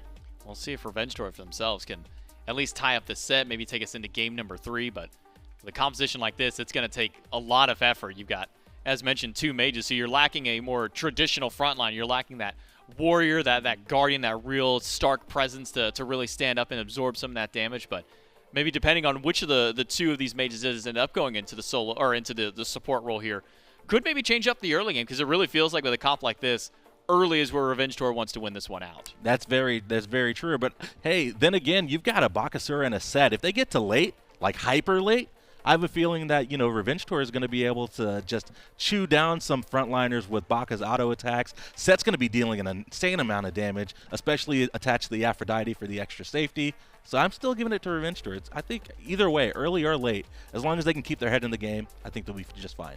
Yeah, I think you've got a couple of great options here between these 2 assassins for this Aphrodite to link to. I'm going to take a look at this draft at least for Revenge Tour and try and maybe put the puzzle pieces down and try and figure things out. I'm going to take a guess and say this is Afro Hachi in the duo lane. Set mid, Bakasura jungle, and I think Scream's taking the C-set to the solo. Scream is weird and likes to play weird things. He's very similar to Sino. I'm going to put my money on the Eset going over into the solo lane here for Revenge Tour. So at least for the Revenge Tour, they need to find not just a win here in game number 2, but they've also got to bring it back for game at number 3, but they still got to get through the Sololane Sluggers the first time. Can they do so? Let's jump right into game number 1. Again, it's J-Mac, Isaiah, and Doug here to bring the action for game number 2. Okay, I was taking a shot in the dark, and I ended up getting that one. That's there you go. I was bullseye for me on the dartboard. You got it right there on the bullseye. Looks like Scream. Did they role swap? Is Scream solo? He's been taking the solo lane for a little bit here over the weekend. We haven't had too many teams role swap. I think it's really just been the Bruise Brothers, if I can think about it. The mid laners have kind of swapped their roles around a little bit, but everybody else seems to have been locking down whatever initial roles that they've been given. Yeah, I like that idea. You know, I feel like the role swap mid-set can definitely throw off your opponent, but hey, I feel like the run back has just enough to hopefully bring Revenge Tour, put him back on top here, hopefully take this set to 3. Scream's going to probably need a little bit of help, though, over against Julio. Mage versus a King Arthur. And oh, that's going to be brutal. even though going, you got some defense, so you'll have a little bit of tankiness to deal with him, but you're also not really having a whole lot of damage without something like that in the first slot, so it might be a rough first few levels for Scream. Once he gets level usually 3, 4, get a couple of points into Wing Gust, should be fine inside of that lane. Yeah, I think the early Scream's going to have, he's not going to have a whole lot of trouble clearing unless Julio just decides to run it down solo lane here. The Wind Gust, so much clear in the early game, levels 1, 2, and 3. I feel like Scream, especially, it's gonna be pretty good, Yeah, Scream versus Julio will be a one that we keep our eyes on. I think Oathhh versus Sot. Sot not really on the insta-kill once you hit level 5 style of God anymore. Merlin a very kind of slow to ramp up God, doesn't have a whole lot of damage early, still has a lot of safety. Most importantly, range and a ton of options available in that stance switch. Yeah, well, a little bit of a skirmish here in the mid lane, but clear wave and back things up just a little bit. Revenge Tour out clear just a little bit, but we'll see how things go as we transition over into the duo lane. Thor goes in. Tries to take down Oathhh, but Oathhh just a little tankier, has that sigil. Now some fight back. The Adapting versus Baskin, and that one gosh. goes over to Baskin, but he's not done yet. We'll have to end after the double tap from the hammer does miss, and first blood to the Sololane Sluggers. Yeah, just an unfortunate fall there, and Oathhh might not be out. It looks like he gets body blocked, CC'd, but he does end up being able to retreat back to the Tier 1 tower, but the Sololane Sluggers putting on the pressure early in the mid lane. It's exactly what you want to do against this double assassin. We got a lot of early damage if you can win out in those first couple of trades and at least get this mage a bit of safety, let SOT get some of that farm, and just keep going for this. Stun. Another tap back in. Oathhh already put down to a quarter HP once more, forced to sit back and wait for the wave. Yeah, this Thor Merlin mid lane 2v2, just so much pressure here. The double assassins from the Revenge Tour just don't have enough range. They've got to really get in to deal their damage, and Sololane Sluggers definitely taking that to their advantage. It's not like you're fighting maybe like a Tsukiyomi as an assassin where you have some decent range to yourself, be able to throw out abilities to clear. This is a very in-your-face style of double assassin that Revenge Tour have. And already falling down for the first blood, doesn't feel great for adapting, feels fantastic for Baskin. Julio's not able to save his cooldown buff. That one does get gobbled up there by adapting, and he'll be able to make sure that Scream can at least flourish enough in the soul lane. And I think that's the most you can ask for Eset versus King Arthur is please don't die in the first few levels. Let's keep getting you some blue buffs. Yeah, just don't feed is the goal for an Eset against King Arthur here. And adapting, rotating over it, helped secure that cooldown buff just to relieve a little bit of a pressure and controlling that neutral camp, which is actually really important on the solo lane side of the map. I can't believe Ducky got Ares again. After the performance he had earlier today, I was sure that this guy would be permabanned from Ducky for the rest of the tournament. Just from his accuracy on the chains throughout the day. First one hits, hits the second one, third one to the back. Stun is there, but now there's backup from Oathhh, but Oathhh doesn't have ultimate. Ducky will go down in the 3v1, and Nika just has to stand by and watch his ally falls. Poke thrown back towards Nika, though. He needs to be careful. As long as he has backflip, has at least some way to get out. But Revenge Tour strike back. Yeah, I love that that rotation over from Oathhh. Help out the dual lane a little bit and put down Ducky on that Ares, like you were saying, because he went absolutely nutty on that pick earlier this week. So hopefully bring down that Ares, slow down a little bit of the farm, and ease up a little bit of the pressure in the dual lane. And that's the hard part, man. You get an Ares, he's so good for those first few levels to really put pressure. So now taking a death just kind of alleviates that for LASBRA and Kyrmi, who are really just good at stalemating more than anything. They're not really going to kill an Ares, not without a little bit of help like we saw from Oathhh. But Ducky can sure put some damage right back to him. Ultimate from Nika. Right? But Ducky's not level 5 yet. He can't pull anyone in. The dual lane of Revenge Tour is there. Baskin's going up in the air. To the sky. Dunk down. Doesn't find anybody this time. Maybe he can wall off LASBRA. Needs the double tap. Hits it on the Kyrmi, but it doesn't teleport in. And now it's adapting to try and turn the fight right back around. He's chopping away as much as he can, and he takes down Baskin with the help of LASBRA. Holding down that left click. LASBRA does a great job kind of peeling for the team a little bit. And I think LASBRA and Kyrmi did a great job splitting up. As soon as Baskin landed, the wall came out. Kyrmi was on one side, LASBRA was on the other. It was hard for Sololane Sluggers to choose a target, and by that time, Adaptin was ready to come play cleanup crew. Julio, we just saw, going back to base, immediately starting to level up the earrings, which is something we don't traditionally see right away from Soul Laners is a rush into the ear ring and then in towards usually what ends up being the Manticore Spike. Oftentimes we see that more so as a second item or even a third a little bit later in the build, but Julio wants to take advantage of that item early. Well, you know, King Arthur has so many cooldowns and so much applications of CCs. I feel like getting those spikes on early, if you're taking advantage of them and picking them up, it's probably a pretty good pick for Julio to get early. Tries to get aggressive. Just jukes out the return fire from that hammer out of Baskin, but SOT's not going to let Oathhh back for free inside the lane. Oathhh is going to have to work for that back, and by that I mean jump to your tier 1 tower, and unlikely they'll continue that chase. Revenge Tour have done a great job mitigating that first blood that Sololane Sluggers had. Adapting, who had fallen for first blood, is actually still a little bit behind Baskin, but is still able to fight back and even got that revenge kill up against him. Yeah, the game is basically even after Adapting fell with that first blood. Doing a really great job of just bouncing back. Adapting said, okay, it's time for me to power farm a little bit. Using Bakasura to really rotate the jungle really quickly, clear those buffs really quickly, get those things online. And hopefully as we transition here towards 10-ish minutes, we'll start seeing a little bit of a grouping. And hopefully we'll see how things shake up. Julio's got spikes online, but Adapting is on the way. Does Julio even recognize the Spirit Ball is there? Adapting pops the Butcher Blades and the ultimate, forces the full charge ultimate out of Julio right back to tower. The fact that I'm just cringing at Bakasura eating his own minions. The regurgitate into eat minion is just, thinking about it is crazy. But Adapting a really great job, rotating over, forcing the ultimate out of Julio. Again, helping out Screammmmm over here on the Eset against this King Arthur. Really making his life as easy as possible in this matchup. Get him through the first 12 levels. That's really what Screammmmm needs the assistance on. Just about every matchup that Screammm's had as of recent has kind of been a bit of a negative for him. Hasn't had the greatest time going against some of these solo lane oppositions. Will still live out. Now going for damage. Actually opted to not go and finish out his defense. Going towards that tier 2 of Pen. Wants a little bit more damage online. Sot versus Oathhh. Nice Ultimate's good from Nika. And a dunk from Baskin. Oathhh is just he's getting teamed up on everybody. There's no hope for him now. He juked for as long as he could, and he had the juke shoes on for a minute, but when you're that low against 3 that had rotated into the mid lane, there was really just no way for him to get out. Julio's still boxing Screammmmm, but not going to get a whole lot of action there from him. We do see Revenge Tours maybe trying to get a bit active, try to go for a ducky. A fight breaks out on dual lane. Maybe we can jump into the minds of Revenge Tour to see what they want to do around the shield buff. See if they can maybe go for some action around the tower. See Thor. He's Thor here. I'm on the back end. Mid to spela. But we're going Thor if he walks into me. I see Arthur. Ares is half over here. We heard us. Arthur's on our back. I'm looking for green. I can be with you.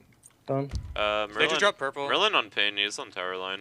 We should look for a picker. We should look for a picker Merlin maybe. Yeah. If we can make him flicker, we can maybe kill him. So yeah, flickered. Click me. Ares is Click me. I can try. That's all I could do. Got it. That's fine. fine. Could do green as well, somebody.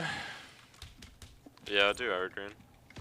I'm gonna go get our blue and stuff. I think they're blue spawning, but I don't. Do you need help at our blue? Mids are coming up here. No, I don't need no. help. Don't need help.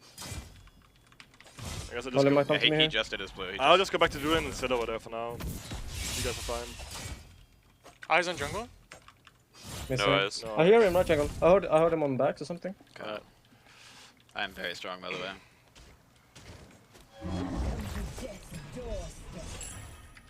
Come back to Druid. Left mid's coming I up. need it back here and then I'm ready for prod and That's stuff. fine. I'm staying for left mid for I'm now. gonna try and get left mid.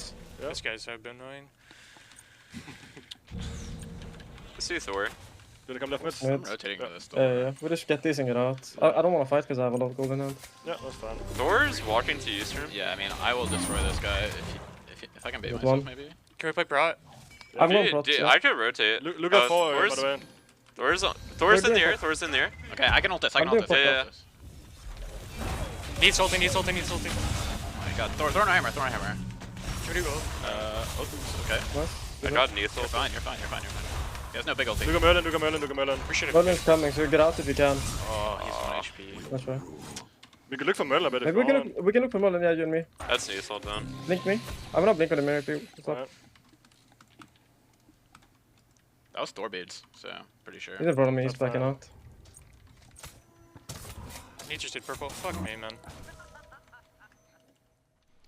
Well, Screammmmm thinks he can do a lot of damage, and well, he did do a lot. But unfortunately, he also isn't super tanky, so he goes down at the exact same time. Julio then in the 1v1 versus Oathhh, able to pull that one through just barely. And finding the kill up against the opposition, puts the Sololane Sluggers now up 4-3. Yeah, I know. Julio and Baskin combined for a great CC chain onto Scream. Scream, a little bit of damage, but unfortunately not enough like you were saying. And then Oathhh tries to come and take down Julio, but the skewer's just not enough. He was literally 1 HP. Oathhh in danger. Fire wreaking havoc to his health bar. Tries to turn on the fight, but now has nowhere left to go. The fire's once more from SOT. And that puts his first official kill of the game on the board, but that's his third one that he has been a part of. Adapting, want to try and shut this one down early. Quick transform for SOT. Oh, a he's beat out? and a flicker to go out. Does LASBRA allow Adapting to dive? No, he does not, that because is Baskin's brutal. standing by. I can't believe Sai gets out there. The flicker comes in clutch in combination with the beach just to get him out of there. Retreats under tier 1 tower and sends Revenge Tour backpacking. A little bit sad they weren't able to secure that kill onto SOT. Now LASBRA attaching to Adapting. As we talk about picks and bans, two really good targets that LASBRA can connect to throughout this game. You want Adapting to be your hyper carry, jump onto the Bakasura, let him do his own thing. Or once maybe you get to late game, you have Oathhh a little bit tankier, jump on alongside with him as well. Curious to see how the game plays out for Revenge Tour. Maybe the target selection for LASBRA in that case might give us at least a bit of an eye as to where he feels that the carry of the team comes in. Well, look, he's got Adapting and Oathhh. Whoever he connects with, it's a good option at that point, right? Both on those assassins who will hopefully bring the damage here, but we've got the Stygian Beacon that's going to be spawning here in the next 30-ish seconds, so we'll see if people start to rotate over and get ready for this fight. Typically this Beacon's where we see the first significant grouping of the game, whether it be 3v3 upwards to 5v5. Baskin takes a lot of damage from Oathhh. He crashes down. He misses the target, misses the spin after. It's just going to be the ultimate from the Neith. I don't even know if he hit the full double tap. He's going to need Julio to help out. The wall from Baskin actually blocks Oathhh him is up. out. And now it's Adapting versus 3, but Adapting gets picked up right away. Big spirit ball from Scream. Sot should go down in the middle of all of this, and he will. Scream's got a pop ult for it. It's a 1-for-1 trade. Now Scream connected to the Aphrodite, and Julio is just spinning away, but the Beyblade gets silenced out. Scream still trying to run through. The sustain from LASBRA is keeping him alive, and the backup from Oathhh should spell the end for this chase for Julio. Yeah, that was a really great fight. Baskin forced up in the ultimate really earlier, but it looks like we're still going, J-Mac. The W keys are down. Oathhh going in onto Baskin, but he's in the middle of 3. Oathhh does have beads, so he has a way to get out if Ducky goes for the ultimate, but Ducky not wanting to solo that one. So Oathhh will be just fine. A deep fight in, and a uncharacteristic miss from Baskin. Not only missed the dunk, didn't get the spin immediately after, and I think he even missed that first throw of the hammer, and then he walls off Julio. Not the best series of events there for Baskin. Yeah, there were multiple opportunities. He was still able to get a good amount of damage in and ends up with the 1-for-1 trade. But yeah, I have a feeling if Baskin were able to hit those abilities a little earlier, secure that kill a little bit earlier, the fight probably could have turned in the favor of Sololane Sluggers. When the carries aren't showing up, the solo laners aren't showing up. So it's the Sololane Sluggers who get the first beacon of the game. A little bit of extra movement speed for everybody, 1% for that first stack. Some extra structure damage to the tune of 5%. For everybody, and against that Unleashed Titan when it does pop through. And we've seen kind of a mixed bag for these Titan fights. Sometimes we see teams full group up. Sometimes in cases we see a single person goes over and deals with Titan while everybody else is fighting on the map. Yeah. It really depends on the state of the map when the Titans get unleashed, right? Like, Fire Giant is super important. You've got Phoenixes down. It just depends on where people need to be at any given time. But Julio might be some trouble here. Julio does get the ultimate, but Adapting's right behind. Neith does clip Scream, but Scream's fine. But Baskin, he gets the full combo. He shows the king how to play Thor, but he doesn't have enough damage. Adapting saved by the silence from Scream. The Spirit Ball after. Not enough in the kit. Not enough damage. Great silence from Scream, showing off the mechanics there. The Dispel Magic came in clutch to save Adapting's life because Baskin, he was hitting the stuff that time. Now Kyrmi trying to run away this time. Used the ult to fire a little bit of damage back to Nika, but Ducky, he wants to keep this chase going. He's got ultimate. Kyrmi can run. He's got 5 seconds until the Yaijutsu is back. But Ducky didn't go Blink first relic, so not able to close that gap. And now has to go back and play bailout for Nika. Nika gets the backflip. He's got back from Baskin now. The wall is good. Aegis and beads used. by the set, but he's going to get yanked right back to Ducky, and that's a kill for the support. Beautiful peel out there for Nika. Ends up with Oathhh falling down yet again. I still can't believe Nika was able to get out there. The backflip, just enough range to get him out, and then Baskin rotates in to save him with the wall. Baskin making up for his efforts in the previous 2 fights. Exactly. While he didn't get the kill that he wanted just prior to that, while he missed out on a lot of stuff before, able to show up, bail out his team, and help get that kill for Ducky. 1-1-1 now on the Ares. Already has that Sovereignty and the Gauntlet of Thieves fully stacked up. That extra power from his passive starting to pay off for him. Yeah, we're about 15 minutes into the game now. Sololane Sluggers up by just about 1K. Lots of fighting here, but really the fighting hasn't taken a turn to the advantage for any sort of invades. We haven't really seen a whole lot of buff control when it comes to the enemy teams going on the opposite side of the map. That's really just been a lot of fighting for the sake of fighting at this point. Not playing for Pyro, not playing for Gold Fury. A little too early for Fire Giant with the game this close. Just kind of flexing their muscles as much as they can. Because for Revenge Tour, this could very well be their last game if they don't start flexing now. They've got to take down Sololane Sluggers twice if they want to make it to finals. Yeah. I think it's just, given the nature of the event, everyone's playing kind of loose here. You know, roll stars, everybody's kind of playing off-roll, feeling good, easing into the game just a little bit, but we're right about to the mid-game here. I feel like the Beacon is charging yet again. Could take a fight here in the mid lane and then hopefully rotate that over and take advantage of a Gold Fury or Pyro, depending on who comes out on top. Yeah, Scream still having to face off against Julio. Slight lead for Julio. Hasn't opted for any magic defense yet, surprisingly. You're facing off against an Eset in lane, going down towards his second dedicated physical defense item. You get a little bit of magic defense. Yeah. At least those Manticore spikes, but I'm surprised we haven't seen a little bit more magic D come from him. You know, knowing Julio, he probably just doesn't care. He's like, I'm King Arthur, this is an Eset, I'm just going to go in, I'm going to hit my stuff. The magic damage doesn't really do a whole lot here. Scream, not building a ton of damage. He's got the Sands of Time. He's got a Spear of Deso completed, but went directly into Prophetic, and it looks like he's building a little bit more pin here, so not too worried about Scream's damage right about yet. Scream has been the primary recipient of these ultimates from Nika. Feels like everyone is going to the solo lane. Might have wanted to have it for Oathhh. He's able to get out, connects to LASBRA. Baskin goes in the sky. Oathhh has an ultimate available to him from LASBRA, but neither are going to necessarily need it this time. Baskin going to try and return fire some poke, but with SOT standing by, having that Divine Ruin online, some of that healing can be mitigated by what SOT's got going. Yeah, just a little bit. I feel like Revenge Tour is still feeling a little bit confident playing around here in the mid lane, just based off of the Aphrodite healing, right?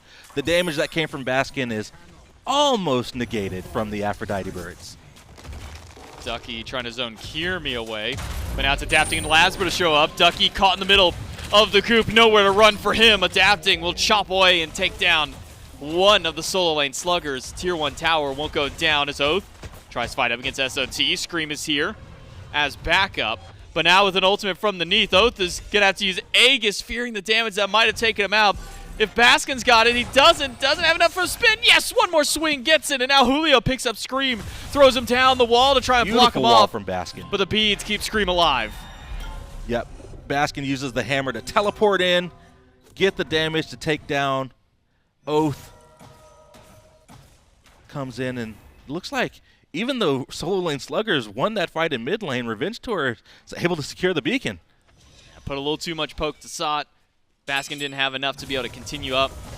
And you still have that ultimate from the Aphrodite. LASBRA not electing to use that at all during the last fight. Didn't really have much of a threat to need it. Maybe Oathhh would have liked to have had that, given the fact that even with Aegis, wasn't enough to keep him alive. But now he split 1-1 on the beacon, so next one will spawn in these Titans. And I'm ready to see Julio move even further across map. We've already seen what impact he can have on his lane. We just saw what he can do in mid. I'm ready to see what he does around the objectives. Yeah, we haven't seen a whole lot of rotations from either solo laners, right? Not quite yet. It has been very passive from the solo laners. A lot of fighting in their lane. Maybe that's afforded to the fact that Dapping's kind of been sitting over in that lane, so Julio doesn't get to do much. But now he's seen what they're able to do when they team up with the rest of their squad. I want to see what Scream's got cooking up for the rest of his build. Obsidian Shard. After his defense. So double pen, got flat pen, got percent pen. Where's the rest of this build go? What has he got cooking up? And What is Nika doing? He's just, I feel like Nika is just stat padding. He's this just ultimate. testing the skill shots, making sure he can hit him, you know? Yeah, 100% for him. He's 100% on the hits. Yeah. He hasn't missed a single target that he's thrown that to. Nobody is. It's actually incredible. No one has killed the person that he's trying to hit before he has been able to hit them. Well, it looks like Sololane Sluggers here positioning around the Gold Fury. 3 here. Revenge Tour has an idea that they're here. Kyrmi definitely spots it out. LASBRA rotating in, and we'll see if the contest comes out. Gold Fury down to a quarter. Reset by Sololane Sluggers. Oathhh now here. Frenzy pop. And the Sololane Sluggers will get the Gold Fury. So our first objective fight this game. I know. Doesn't go to the Pyromancer. It's over for the Gold Fury. Yep, and that Gold Fury pushes their lead to just about 3K, almost. Very close here for Sololane Sluggers. Considering how game number 1 was going, this is a much tighter game than I was imagining. But now with Oathhh attached to LASBRA, it could be a dive in towards Nika, but maybe a little bit more interested in farm. That is a level 18 Neith and a level 15 Ares. Oh my gosh. Oathhh is behind both of them, but with backup from Scream, that makes the fight a bit more uneven. Spirit Ball is good. Aegis from Nika gives him a little bit of time left. The pullback from the Ares only grabs Scream, and Nika doesn't have enough left in the tank to survive. Now it's Ducky to try and hold out until SOT shows up, but Oathh's got a whole lot of damage with his Kingslayer. The Blizzard is good enough. Spirit Ball Does Ducky not live? quite enough damage. Ducky gets to walk out unless Adapting has something to say about it. But Adapting is focused on Baskin. Oathhh dives in. Ducky's Adapting still alive. dives, and Ducky is out. Unbelievable. It's insane that Ducky lives there. The peel from his team, sought peeling in the form of damage, doing a really great job at just discouraging the rest of Revenge Tour to chase out that kill. Julio's back, fighting versus 3. SOT standing by to try and help out, and it's Baskin up to the sky. But where will Baskin land down? It's the bailout. SOT finds a dunk on Scream, gets his beads, but Oathhh and Scream collapse in for a kill of their own. And now under the circle of protection, Scream can keep himself and the team alive. Another Neith ult from the base to try and slow things down, but it's all going downhill. The Sololane Sluggers are falling apart. Revenge Tour take down 3. Beautiful fight, beautiful turnaround. I was worried about Revenge Tour with Ducky getting out, but no, they just stick around. They wait for Julio to rotate in, and they just say, hey, we've got a man down, we've got the advantage. But let's take a listen in to see how this game is going from the player side in the comms. Good fight, boys. Hit their jungle. Yo, I'm so fed by that. Nah, I'm fed, boy. Okay, we should back up. I really want to get my Kins in my starter. Yeah, I'm getting I can not Neith there, guys. No. Oh. Do you need help? Okay. I can ultimate you. I'm ultimate you. I'm fine. It's fine, it's fine, it's fine. We didn't use yours. Guys, we should just get the pyro, yeah? Yeah. See if we can get pyro really fast. I'm doing their whole jungle, so. Yeah, I need somebody for the pyro. I'm coming. Yeah. With the fire here. Yeah. Do our jungle, Kyrmi. Then we're good. I'm in the alternate timeline. I have Crusher and Starter now, so kind of back. It's half. We should kind of need it. I'm TPing Matera. You guys see me? I don't have secure. I'm coming. I'm TPing Matera. I have secure. I don't like. That's on me. Guys, next. I'm gonna Just give it. I can go Thor. Yo, go. Hammer. Right, hammer. I See Aegis? I don't have more, by the way. Here's hammer in a few. That's all I have, guys. That's all I have. Don't overchase it. Yeah, take that. I have a silence up now. I kind of want to back, boys. I think maybe there's a pyro. I have I need to back too. Yeah. I have starter in Let's hand. throw Kyrmi. I'm okay. I'm good. I'm resetting. You just live. I'm backing. I have Spear Ball up into 5. Give pyro if you need to. Spear Ball in 4. I might be able to steal, but. Alright, I got the shell as well.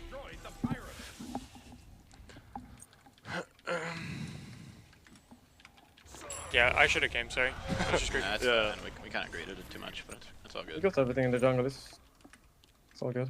I mean, losing that doesn't We matter can play too in much. this weekend. We should We play can play. I mean, can we fight it? Can we fight play I it? can get in. I can get in. We can get in there. Yeah, if we can get in there, we should fight this. Alright. I'm looking for a stun on Neith here. I got Neith. I didn't get Neith. It's Neith fine. dash though. If she walks back up, I can ult her. Yeah. If she Yeah. walks back up. I might be able to catch Ares if he walks I up think there. they're given. Yeah, they're giving. Can we play gold? Yeah. Yeah, I'm sure. gonna Yeah, back I and think be we ready can. for gold. Thor's here. I'm back. Yeah, I'm gonna be ready for gold. By the way, who wants to be linked the most? Like, I don't mind. Probably I need a heal. Neith is in left. I'm they looking start at pick. I'm diving, looking at I don't pick. hate Does he have Alex? He should. Yeah, he should. Can we play Arthur gold? on pin, right here. I can back for Kins in 100. Alright. Let's get some I'm walls gonna down. ult this Neith. He walks into me. Ares is walking. Neith back. Through Wait, here. Neith back. Ares Thor here. Ares Neith Thor back. here. Neith back in front of me. Wait, what? Can we look? No, They're I'm looking fine. me. I'm fine though. They're looking I'm going last. cross path. I'm fine. We can pull Come on, gold. Papa. We can pull gold. I have ult too. I can. Ares champ lane. We can have to keep this Merlin. I'm staying linked with Zed right now, by the way. Okay. But it's Yeah, fine. I'm gonna look for this Thor. I'm a bracer I have a steering gold flag. for you. Get the Looking ward. for Thor. Yeah. Yeah. I'm gonna stun him as well. I hit Ares instead. Okay, well, we don't see Merlin. I can go in here on Neith. I can go in here on Neith, guys. Okay, Alright. coming. I'm on Ares. I'm I'm on on Ares. I'm a Thor. I'm linked with you, Set, by the way. You go him, okay? Neith. No, I'm with you. I'm on Ares, I'm on Ares. Just kill Ares as well. Arthur. I linked actually. I did. Yeah. Neith. Nice, kill Neith. I'm on Arthur. Just bracket between me. Fuck. I don't have a link here. Stun in 3. Oh, timeline! Kill this guy. Can we kill him? I have links too. I got him. 2. Yeah, we kill him. Alright. You guys can do fire. Fire after. You do this one? Yeah, we do. Fire after, come. I'm gonna TP. Go fire. Nice. I'll tank it, yeah. Yeah, I mean, should I just push mid? Yeah, push mid. Don't even. Okay, I'm Yeah, TPing, just push I'm mid. Yeah, that's fine. Is there a world you ever hold it? Probably not, right? Yeah, they're not TPs. Hold it, right? No, we should probably just kill it. 30 seconds, we can hold it. I mean, if somebody comes here. I mean, Thor is the only I'm coming now. I'm pretty tanky too. So. Thor and 10 though. I'm gonna get low though. I'm gonna get real low. You can just drop and someone else can tank. Yeah. You can heal. 12 seconds. I mean, Yeah. Wait. check You'll barely clear. Just wait. No, Just wait. wait. I'm just gonna run Okay, it. I mean, I'm waiting now, I guess. Yeah. Scream, you need to go. Yeah, I'm looking. I don't see him. Thank you. We're good. Nice. I'm going for blues here. Yeah, don't be too greedy out here. Yeah, we just need to wipe every tower with this spell. What a nice team of junglers holding the Fire Giant for their carry, I making know, sure right? that Kyrmi gets the benefit of the buff. But just a great fight. And in the comms, you can hear very clear, very concise as to exactly what Revenge Tour's target wants to be. You hear a couple of times, we should just go for Ares, we should go for Ares. They say, okay, well, you stick to Ares. We're going to go deal with the other two who have nothing because Neith just backflipped in our face, and we have all the chase down in the world to go for this kill. I know, right, J-Mac? And ever since that fight over in Dual Lane, Revenge Tour just flipped the switch. I don't know nobody else that's doing this. They were down 3K. We went into listen-ins, and now we're back, and they're up 6K. That's an incredible swing. Revenge Tour has the Fire Giant now. They're preparing for the siege. I'm really, really excited to see what they do, taking down these towers and hopefully getting some Phoenixes down as well. Love the pop-off from Scream 2 when he died but didn't die and just yells Timeline, yeah. really loudly to let not just us, the listeners, know, but everybody in the building know that timeline got some kind of value there. And Adaptant gets a triple kill at the end of that fight. It's about that time, J-Mac. We're nearing the late game. These double assassins, like I was saying in Picks and Bans, are starting to pop off. Double assassins working out really well as this late game draws nearer and nearer. 27 minutes in, only a couple of tier 2 towers left. But here's where the benefit of that Merlin we talked about during Picks and Bans comes in is you got a really safe mage. You can throw out a whole slew of abilities. Don't have to worry about those minions getting into the bird. Merlin does have an incredible base defense, and we know that he can hit his stuff. We know that he's dealing the damage already, so it'll be interesting to see how they play around this Merlin here as the Revenge Tour closing in on this tier 2 tower. Spirit Ball. Misses Nika, but the long-range shots from Kyrmi. One of them does end up getting a clip there. Tier 2 tower under fire, but not a whole lot of damage without the minion wave to back Revenge Tour up. Oathhh trying to take a 1v1 versus Baskin and going about net even in that trade. But a tier 2 tower does go down. Revenge Tour, with their small victory, can back themselves up. They got one tower left to take. It's over on the right side. Yeah, I love this. Play it a little bit slow. No need to push up towards that mid lane Phoenix. Take the tower, clear a little bit of jungle, get the other tower here in the solo lane, then reset back. Gives them just enough time to maybe regroup and go for a final push before their buff falls off. But now Scream no beads. So he gets hit by the wall. Double tap from Baskin. I just want to know what Scream's going to do with that last item there. Because he's left that at tier 2 breastplate and has not moved since he's picked that up. He's gone to literally everything else between upgrading starter, finishing the rest of the build.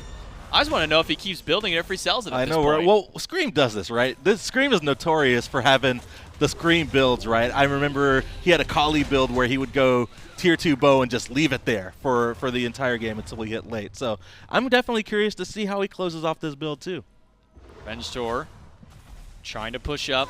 4 versus 4 at the tier 2. Spirit Ball hits Nika, but Scream nearly taken out. Has to get ulted by his ally, but Ducky's not going to let this one go down, and neither is Baskin. A dunk right on top.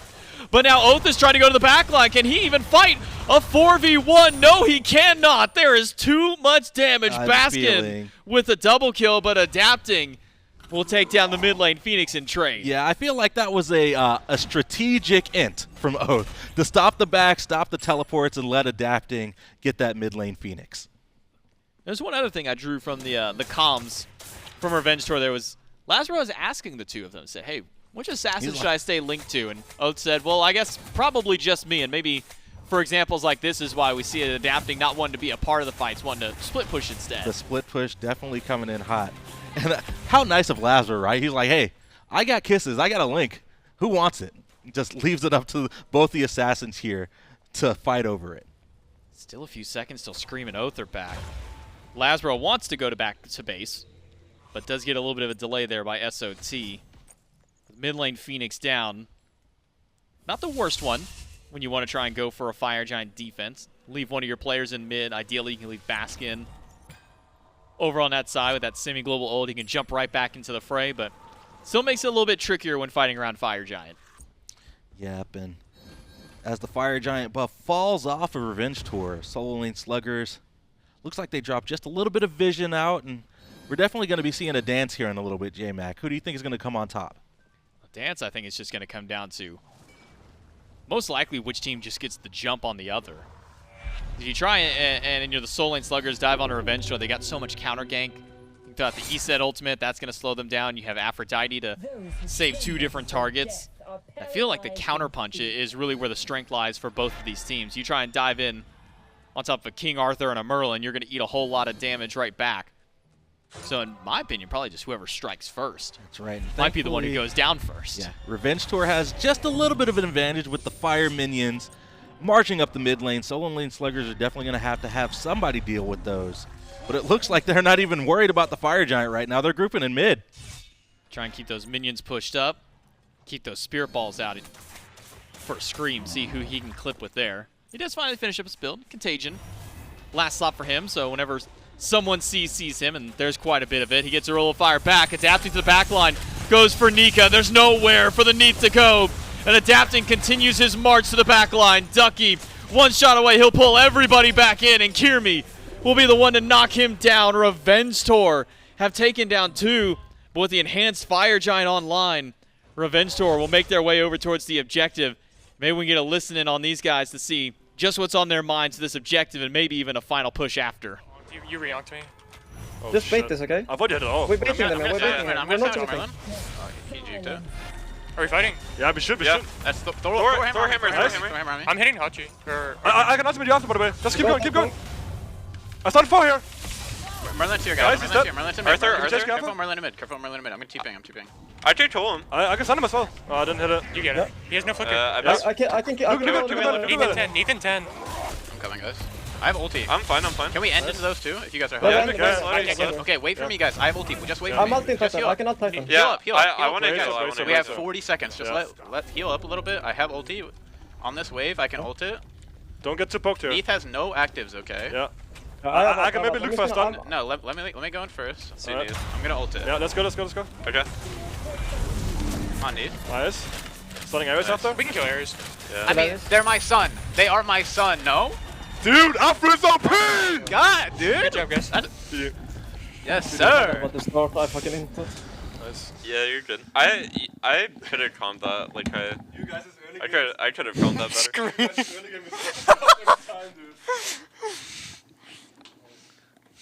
What a beautiful game.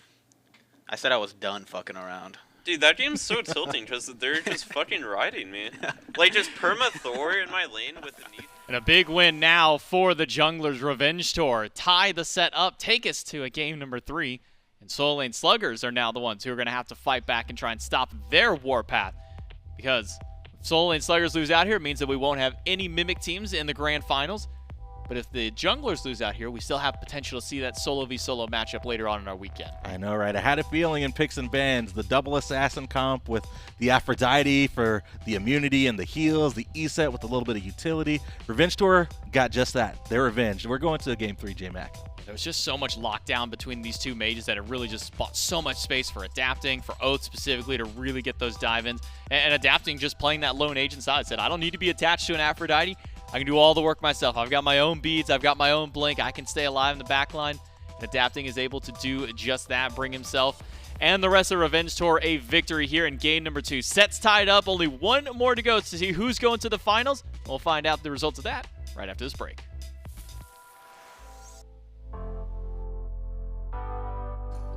I don't want your persona. I just wanna be real with you tonight. Can I have you alone now? I just wanna reveal what's on my mind. You tell me that you're used to no feelings, but I'm gonna change it. Yeah, you'll be awakened. Cause when my love starts working on you, it'll take your breath away like never before. And as soon as I go na na na na na na, it'll make you feel that good love working on you, on you.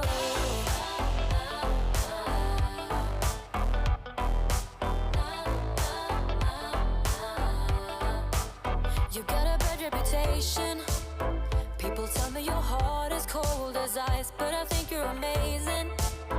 I will show you the art of paradise. You tell me that you're used to no dreaming, but I'm gonna change it. Yeah, I'll take you straight to Wonderland. Cause when my love starts working on you, it'll take your breath away like never before.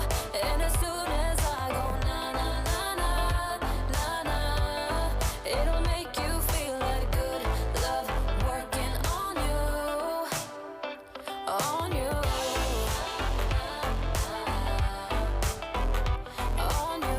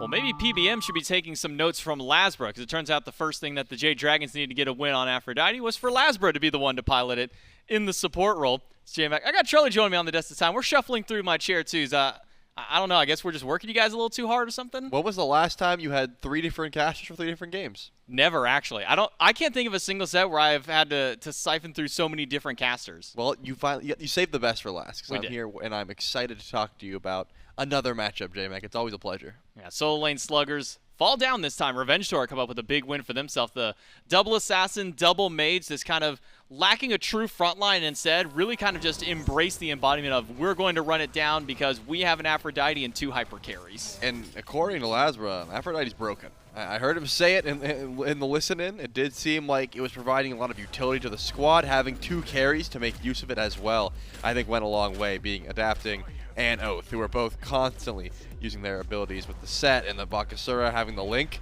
It just becomes so much easier. You can see the slow comes through, the back off the immunity. It all just makes sure that set can just W key. I mean, Oathhh didn't even have to think there. Nika was 2 levels ahead and still was able to do nothing because the slow, the Aegis has to come through. The tower didn't matter. The immunity comes through. And that is exactly what Aphrodite provides. If you've got hard carries on your team, she can certainly buff them. And then the slows coming down from the Eset, from those silences, making it so difficult for what little mobility was there for the Sololane Sluggers to be shut down right away. And we heard at one point during the comms, LASBRA even asked and said, hey, which of you 2 hyper carries should I link to this game? And Adapting gave it up. He said, yeah, I'm good. Oathhh says, okay, well, I guess I'll take it then.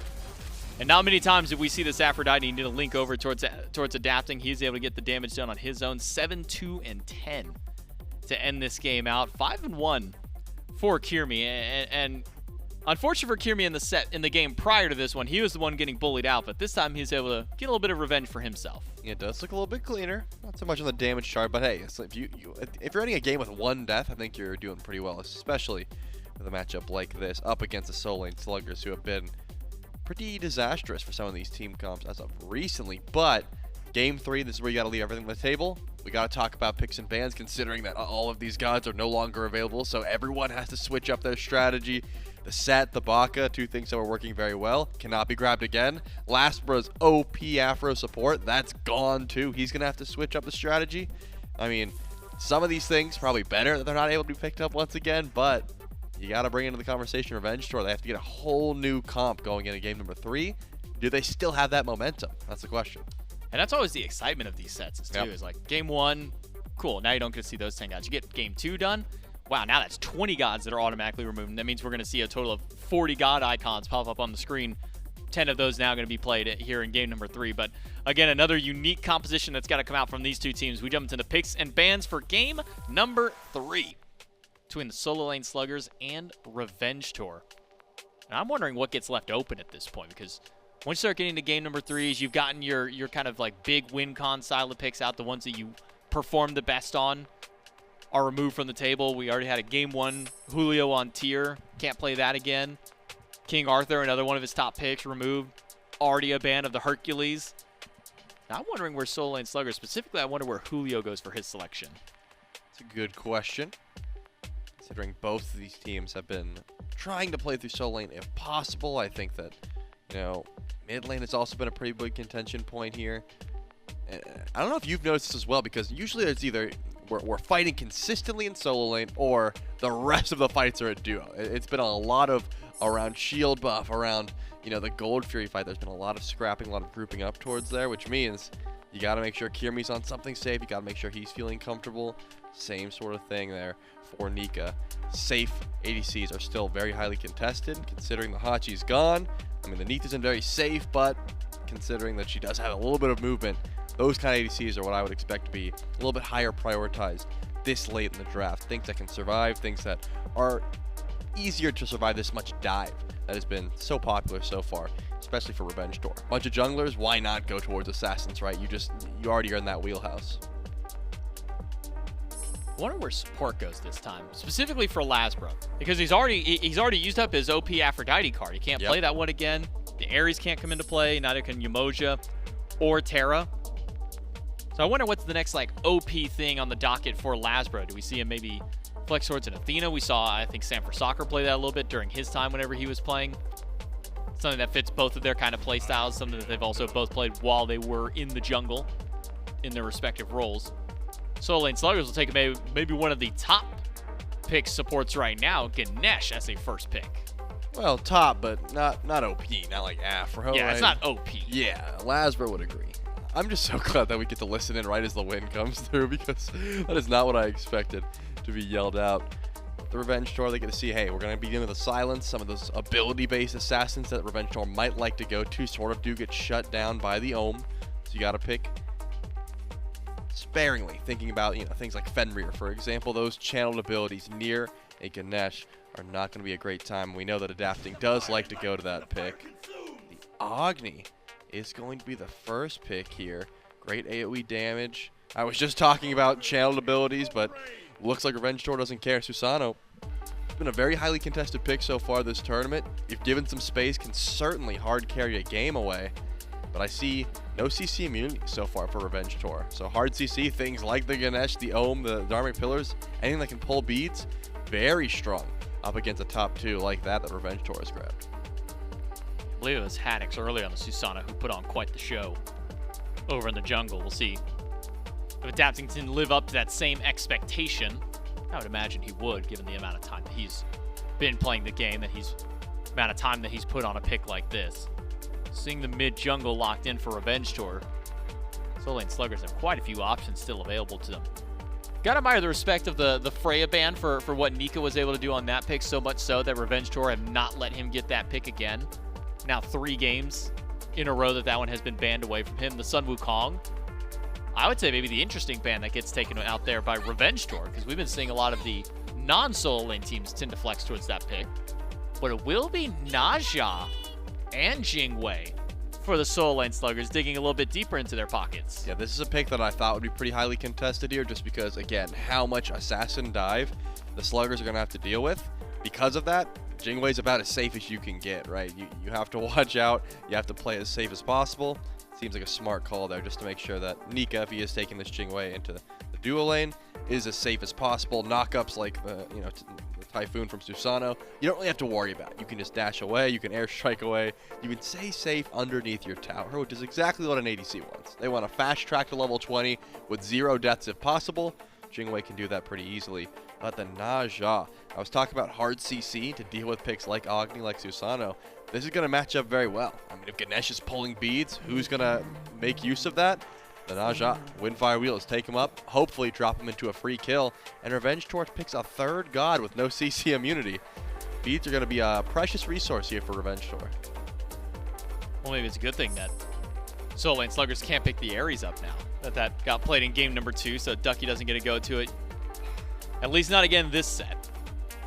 Because, man, he would be having a field day with picks like these. Still some other options. Naja, I think you're right to say that Beads is going to be a very precious resource for Revenge Tour up against the Naja, up against the Ganesh. But what do you want to see from Sololane Sluggers kind of to follow up this Naja? Whenever I think Naja, we think of the old classic. Throw them up in the sky, and as soon as they land down, there's some kind of big burst damage that's following up. What is the old classic?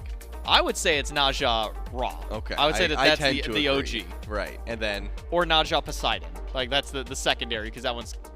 But I don't like similar, that one. But it's not as cool as Naja and Raw. Yeah, I mean Raw, and then I think the evolution was Cuckoo, and then the final mix was Scylla. Those are the only 3 I will accept. Everything else comes way later. We're talking about OG and the evolutions of the composition. Of course, there's any big mage damage, even physical damage, can follow up. But I tend to agree. Raw is the reliable, and that's why Raw has been taken away by Revenge Tour. They don't want to see it, J-Mac. They heard us talking. No. They said, you're right. They're scared. That is scary. We don't want to deal with all that, so they remove it. Sololane Sluggers are going to have to find something else to follow up with the Windfire Wheels. Still lots of options, even with things like Hebo and Merlin being taken away. They still have a chance to follow up with some big burst damage. Now, I'm going to be honest. I don't remember the name of the team that did this, or the players, but there was one, and we're not going to be able to really see it in this game, obviously, because I believe the Hebo's already been played, so we can't see this combo. There was an old combo that happened. It only happened in one game, and it was never allowed again because it usually just got banned beyond there, but it was Kumbhakarna Hebo as a combination. You'd blink out of the jungle, Mez gets the knockup for the Hebo into an epic uppercut, into a crushing wave after. It was not fun. That person didn't get to play the game of SMITE. And it happened so many times in that game, I lost count. Like I said, I don't remember the name of the player or the god. So it might just be Mandela effect. Maybe I just imagined it the entire time. Maybe you're making it up. Maybe I just dreamed of it. This could have been a casual arena game you had that you're just spitting up here as it was fact to the rest of us. And I will say it was fact. All right, well. Even if I don't remember the names of the players of the team, I watched it happen. Because you don't remember, it does mean that, number one, you can't say that you definitely know. And that means you also, no one can prove you wrong because we don't know what team you're talking about. I did see a Nox hover there, which means hard CC was still definitely a topic of conversation. The Susano, the Agni, add that Nox into the mix. Sounds annoying. I already talked about beads on one side, but other side seems rough. Would you put Nox up there as an OP support? You know, LASBRA just got done playing the Aphrodite, so it was OP. It was kind of busted. He did really good on it. Is Nox up in that same category as the Aphrodite? You think that's maybe a tier down? My guess is LASBRA got so hyped that he locked in, that he got the Nox support, that he accidentally crashed his computer and they had to relog. That's my guess. That's why we're sitting here at this screen. That'd be unfortunate. What if it was just Nox herself, just crashed the whole thing? Unlucky. It was Ducky. I tried to guess LASBRA. I was wrong. I won't throw him under the bus. Maybe Ducky picked the god for him and that's what caused it. Could have been the case if they were on the same team. But they're not. That's true. Yeah, I was gonna say like that is true. if Ducky somehow picked the god for LASBRA, he's playing 3D chess or 4D chess. He says, yeah, you're gonna play this one, LASBRA. You can have fun on Nox this time. That would be another fun format to do for one of these. You have to pick the other team's gods? You enemy pick. What? But you have to hold because you know the game mode of the days by heart. Which one is that? That's not actually one that happens anymore. It used to be a mode of the day where you would enemy pick. But they took that one out of rotation because like the only thing that was ever played was like the 10 worst assassins in the game. You would just pick all 5 like melee assassins that don't have any range to them at all. So which one's All Out Assault then? All Out Assault is where you can all pick your team. Oh, you pick your team. You pick your team for Assault, and you can have as many of them as... No, I think it's Infinite Assault. You get as many of them as you want. We have so many. We have like 4 different Assault-type modes between like Death Do Us Part, which is the 2v2. Yeah, love that That's a random 2v2 pick. Yep. That's a fun one. Then you have Infinite Assault, Out All Assault, and then I think there's All Out Assault 2.0, which I think is basically just like Infinite Assault, but like with more. It's crazy. I think it's All Out Assault adds the cooldowns to it, something like that. Well, all we know for sure is that there's going to be a Nox and that JMac has too much knowledge about game modes of the day in his brain. Just the two of us dual siege. Those are other fun ones for the 2v2 day. I love that. 2v Tuesday. I know all about the 2v Dude, Tuesdays. 2v Tuesday was actually real fun. But that's all I do know is the 2v2s because those are the most fun.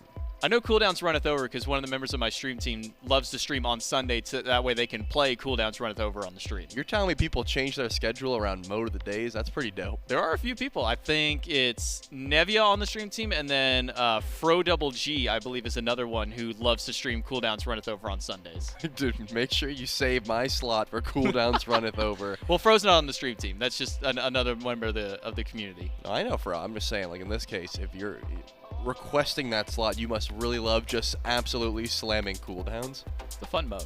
Sometimes. For some guys. Sometimes it's a fun one. When you're the team that gets like 3 assassins, a warrior, and a guardian, you're sitting here going, man, this isn't a whole lot of fun. You look at the other side, they got like 3 hunters. You're like, ah, cool. It's going to be one of these, or just a bunch of mages. Or you get Loki, and then you never have to go out of stealth, and you can be invis for the whole game. That's where the real fun kicks in. That's why Omnipotence Draft is better than Omnipotence, because Omnipotence Draft, you can just ban a Loki. Wow, JMac with the hot takes. This man just said, in cold blood, Omnipotence Draft is better than Omnipotence. I'm sure all of you in chat agree. Have some opinions about that one. Remember the Guan Yu game that we played with viewers where I just spammed 2-1, 2-1, 2-1? JMac, that's Omnipotence. I know. I don't want to play against that, so I want to ban that. I just don't think anyone else knows this much about game mode of the days, man. They just queue up for their arena games, bad. They come home from work, and they start grinding. Laser Light Show, Dodgeball, Dog Day. There's so many. Laser Light Show was all raw. You only get your 1 in your ult. Nox was Dodgeball. You can only throw your 1 in your ult as well. And we had just 1 in baby, ult. there's a Scylla. Look at that. Whoa, that's yo, crazy. that's what you were talking about. The classic, the Naja Scylla combo. The evolution, that's what I was looking for. Scylla is the completed form of this combo. Ra was not mobile enough. Cuckoo didn't have the CC immunity and needed the build sort of tailored toward him. But Scylla, just built different. You get online, you get level 20, you get the setup, you one-shot, you have a good time. That's what I'm expecting to see. Doesn't necessarily mean you get late game for free. Solo Sluggers do have to find, you know, some sort of early pressure to stop all of the CC that Revenge Tour has already. An interesting changeup, though. I saw what was going to be a Nike into a Bastet. Of course, we know that Scream's on that squad. He loves the Bastet, but my point is, you had a tank in Nox, you had another tank in Nike. Maybe you just remove them all. It seems to be working for Revenge Tour, right? They just had Afro last time, went pretty well. And what, like 2 defense item for Scream? If he goes Bastet, I would say 0. If he goes back to Nike, no. If you go Bastet and you're building defense, I think that you might be throwing the game. Like, you just want to do a lot of damage with that god. Though it is being cycled around exactly what Scream wants to go towards. Maybe kind of going back to the Scylla for a moment. We know the easy setup combo between the Naja. Even Ganesh can probably get you a good setup there. But after some of the power changes that came through, I was kind of wondering maybe where Scylla falls in line compared to some of the other mages. You still get that free power from her passive. Do you think that the change to the damage nerfs across the board for mage items hit Scylla maybe a bit harder than other gods? Or do you think she still fits just fine? No, she definitely does. I mean, just imagine this, right? Scylla goes, think about level 1. You group up, you grab your speed, you grab the Soul Laner's blue buff, you go to the Harpies, she does a crush and then goes, well, that's all I got, good luck, and then someone's dying. Usually the Soul Laner ends up tanking it all, and that is one of the big faults, right? Because then you show up to lane, and what, you put a point in Sikkim? Susano and Agni are going to kill you. You put a point in your Sentinel, you can't clear the wave anymore. You have no damage. So Scylla's early game just feels so sluggish. Pair her with an early pressure jungler, maybe it goes a little bit better. If you get her a fast track to like level 9, where you can put 5 points into your 2, you can get that second point into your ult at level 10, Scylla really does start swinging. But it's pretty much just conduit, gem, or bust. Anything else in your clear is just so rough. You're pretty much giving up early pressure, which in a tournament like this, when players know how to take every inch of farm that's provided to you, it's not easy to try and pull off. So for Sololane Sluggers, it sounded like this is one where they're going to want to, or maybe kind of have to sit back a little bit, get that passive farm, as you said, maybe that level 9 to 12 kind of region before they come online. For Revenge Tour, the composition now officially locking in this horse to go alongside, have that second tank to be with this Nox. Do you like this selection a little bit more for Revenge Tour? Does that kind of maybe round out some of what was missing for this team?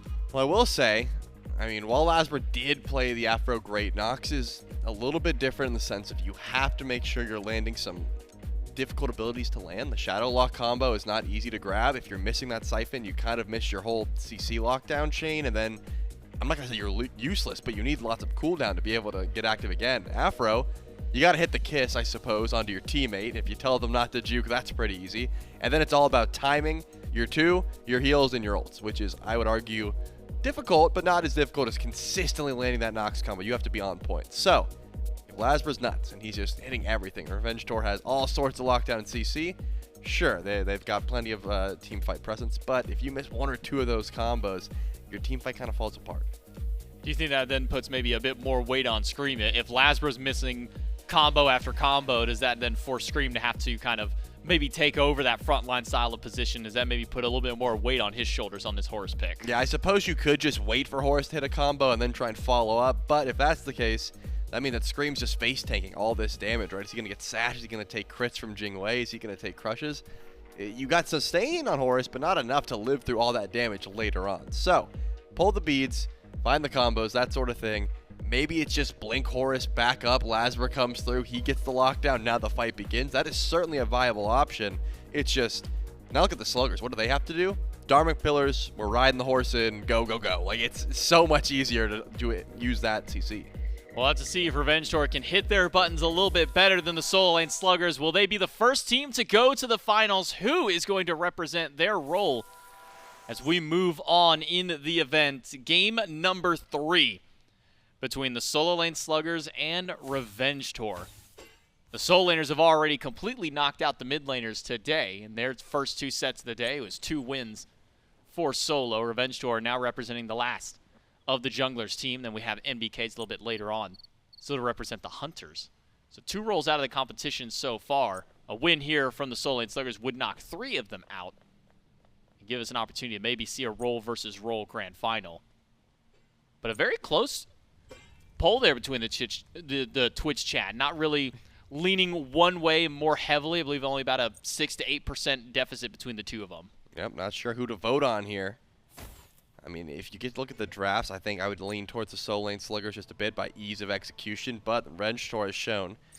I mean, I liked their comms listening in. It did seem like they had linear engage. They knew who they wanted to go on, when they wanted to go in, etc. And I think in a matchup like this, where you're not really with your traditional teammates, having that ease of communication can certainly make your fights smarter. SOT did not go for the conduit gem, so it looks like not going to take too much damage here. Julio is going to be the one who has to tank up the majority of it. It's just so slow, man. It's going to take you a while to really get into your red buff and actually get into that mid lane. Whereas Agni, if Oathhh just dashes in, uses Flame Wave, the wave is essentially gone, and Adapting's ready to look for fights. Oh, LASBRA steals it away. This guy really did learn from Mike. Anybody who has played with PBM long enough will eventually just absorb his way of playing. His cringe. LASBRA gets beads, gets an invade, and maybe Nox is OP too. I would not doubt that is the consensus, because yeah, Nox does have so much annoying lockdown. You can see Nika did not want to beads early on and ended up taking so much damage from Kyrmi's auto attacks because of that shadow lock, and it's only going to continue as this game keeps going. Beads from Oathhh, just off the combo from Baskin and Sot. He still took quite a bit of damage from there, but now with those beads down, that simplifies the engage for the assassin. For the Sololane Sluggers, one more sash from Baskin can land a 2-1 combo from Sot, and that'll be the death of the Agni. But for now, it will be Sololane Sluggers taking out the mid-Heartbeat camp. We'll keep our eyes specifically on that dual lane more often to see what LASBRA is able to do on this Nox. He's already taken beads away from one. So much pressure in the dual lane afforded to him just by having an Izanami right next to him. Certainly is. That's kind of the idea, right? LASBRA knew, hey, we're going to clear very quickly so I can step forward and get annoying as possible, because you have all the clear in the world. You don't really need the Nox damage to be able to get through the wave or that shield buff. But both junglers do have beads, putting some respect on the CC and lockdown of the opposition. If Adapting did go for a blink, it would seem like Baskin could just walk up and try and fight him, but there is a wraparound here. Do Baskin hit the sash is the question. Oathhh is trying to run away, but he's going the wrong direction. He's trying to loop as best he can. Nice. Gets the double stun. That's easy for Oathhh to get out of there. Not a doubt in his mind that he's going to be able to escape from Baskin and Sot. Now with the wave cleared out, SOT evens out 4 versus 4 on the levels for Oathhh, but now Adapting and Scream are rotated in. Scream is not content with staying in the solo lane, but he misses out on his dash, and that's the end of that one. Adapting now has to use his beads. Sot lands the sick of immediately after. One missed ability from Scream might have just saved the life of the Sololane Sluggers. Yeah, that fracture needed to connect. Unfortunate. You lose the beads off of Baskin, though, so blue buff invade could come through, but Sot is not clearing wave. He does make the rotation over just to make sure this blue buff goes down, and it will for the time being. So I like the aggression. Kyrmi and LASBRA still do want to step forward and try and go for a purple buff invade, and here comes Oathhh, the Agni, making sure this buff goes their way. It's all up to Ducky to try and go for confirmation. All he has is turn fate. Will he be able to grab it? No, he will not. Good silence by LASBRA. Oathhh goes in aggressive. Misses the stun off the Flame Wave. Maybe firing it a little too late after that Flame Wave combo goes out there, but able to steal away the second rotation of purple. And that's something that we always end up going back to when it comes to invades. You get one buff, feels great. Getting the second one is the one that matters. Ducky so low, pops the frenzy to help out, but you can't body block piercing auto attacks. It's LASBRA who takes the last in hand, and first blood for Revenge Tour. Give that kill over to LASBRA. Kyrmi would have loved it, but you're fine. Just getting first blood either way. You stepped a little bit too far. Nika had a great knock up there. I thought would have been enough to try and stall out Ducky's escape, but just had no extra help. Did not have the cooldowns to escape. And of course, those auto attacks are eventually going to do him in. Oathhh takes a lot of damage. The sash connects, but the beads and the immediate dash away means Baskin is not going to be able to grab that Windfire Wheels and not be able to grab a kill onto the mid laner. But now there's a timer, right? Oathhh has no beads down for another 160 seconds. I'm assuming Baskin's going to stick around. Try and grab a sash onto that Agni again. This time, take him up to the sky. Yeah, Julio just going to make sure to zone out the minion wave as best he can. Force Scream into an awkward spot to try and clear out these minions. But now having those beat timers, you're right to say, Oathh's got to be much more careful with his dash. Adapting shows up, but it's immediately spotted out. End up walking over a ward to try and get to that point. So Nika and Ducky, they'll be just fine over in the duo lane. Adapting, not even allowed to back inside the jungle by the lane. He's going to have to walk a little bit further in to do so. But even with only first blood for Revenge Tour, Charlie, we're already sitting at nearly 1,500 gold. Same in the experience department. Revenge Tour playing the map a little bit stronger. Seems like it's mostly duo lane, though. I mean, LASBRA's up 2 levels thanks to that first blood and Ducky falling down. Kyrmi has a level lead over Nika so far, and that's what you would expect from the Izanami. You just clear the wave so much faster, and Jing it's going to take a little bit longer before she's able to start getting some stacks online. And also, heck, throw a lead over for Oathhh as well. Remember, Sa had to make a rotation over to blue buff earlier. He actually missed a good portion of the wave to do so. So XP and gold, as you said, certainly in favor, but it's pretty clear why. I mean, the duo lane's just overpowering, and Oathhh stayed in lane and did not make a rotation. That's going to help out Revenge Tour is trying to power spike. They continuously get this shield buff. They continuously go in for invades on the purple, so much so that Baskin actually has to rotate over to 3-man split the purple just so Nika can guarantee get a buff. But because Baskin rotated to the left side, and we saw over on the right-hand end of the map where Screammmmm adapting, they were able to invade, take blue away from Julio, who in my opinion has been one of the star players on this team. Sure, we had a crazy Hebo game out of Sot in game number 1, but consistently over the 2 sets that we have seen, Julio has definitely been one of the standout players, I would say, amongst all the solo laners, but for sure on his team. It's been a great addition for this roster for Roll Stars to bring him over, but now let's see how he can perform on the Guan Yu now that some of his more premier picks have been taken off the table. Oathhh beads, 20 seconds left. Baskin has not been able to find him since those beads went down. It does not look like he's going to be able to, considering he's on the right side of the map, so ease of kill execution is just gone. It's not going to happen anymore. Doesn't seem like Oathhh is going to be the kind of guy who just wastes the beads off a sash. If he knows when Fire Wheels is coming, yeah, he'll beat that, but until then, not much. Look at this wraparound, though. Screammmmm looking for Sot, finds him. Doesn't get a relic just yet. Sot's holding on to everything, uses the ultimate. Where's it going to land, though? Sash was still in the beads. Oathhh will be able to walk by. Baskin wants it. He'll take him up to the sky, but Sot doesn't have the ultimate to follow up. He's only got a crush after, and that's not enough damage. Oathhh is going to walk out of this fight. Baskin might not get to walk out as adapting is slicing away at him, pulls him right back in, and Sot just not enough, needs a little help from the minions to take down another. Nika shows up, but it's a little too late to the party. A 1-for-1 trade, but could be 2 because now Kyrmi has joined the fray. Ult on Ducky and a death on the support. Now 3 kills total for Revenge Tour. Man, if Sot was level 9, he would have had a little bit more damage in that crush and would have been able to grab it. Probably 2 kills there. Luckily, Ducky was able to give 1 over. Is this going to be a gold pull? No, I was going to say, there isn't anyone nearby. Probably too risky to go for a gold Fury this early on, though. LASBRA's tanky, but not tanky enough to go in for the Fury. The ultimate did decent damage. Still not really swinging just yet. Sot was not able to find too much damage there, but Revenge Tour, man, Screammmmm making some impactful rotations, and Oathhh dashing in. He's going to be in some trouble. And unfortunate for Oathhh, he pulls the ring toss with him over towards Screammmmm, so it just bounces between the two of them. I'm a Monster does connect on a Screammmmm, doesn't get the kill or the reset. Baskin still going in, that ring bounce going between the Bastions, Screammmmm, and the minions. Not enough for a second kill, but a way for Sololane Sluggers to fight back in. Man, these mid laners are anywhere but in mid lane. Like, Sot over on the right side of the map, Oathhh over on the right side of the map. They're constantly making these rotations wherever they can. They want to get involved. They want to start fighting. 5 kills in the first 9 minutes or so. Doesn't seem like it's going to be slowing down anytime soon. Only person in this whole game who's playing slow, Nika. He is underneath this tower. If he sees Kyrmi, he bails, he dashes away. Dark portal down, but actually Kyrmi didn't even have to use it there. He was just trying to find some damage onto Nika, but not going to be able to force anything just yet. No relics on the side of 3 members of the solo laners, but Revenge Tour also finds Baskin. Baskin, no ultimate. Not much HP. He tries to juke the silence, but adapting will get the kill right after. Revenge Tour, the jungler, showing up to play here at the end of it. SOT needs a few more in-hands, needs 1 more, but he doesn't have enough. There's too much CC to follow up and bail LASBRA out.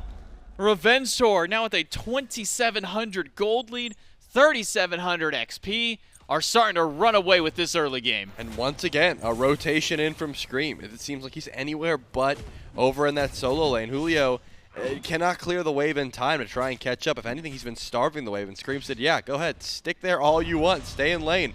I'm going to go rotate. I'm going to go make sure that your carries are dead. And it seems like Scream's going to continuously rotate out of this lane. Julio might need to upgrade that teleport sooner rather than later because he cannot match the presence of Scream so far. 1, 0, and 2, part of 3 of the 5 kills. And Scream shows no sign of slowing down. Julio's playing my least favorite minigame. Remember back in the Blessings meta?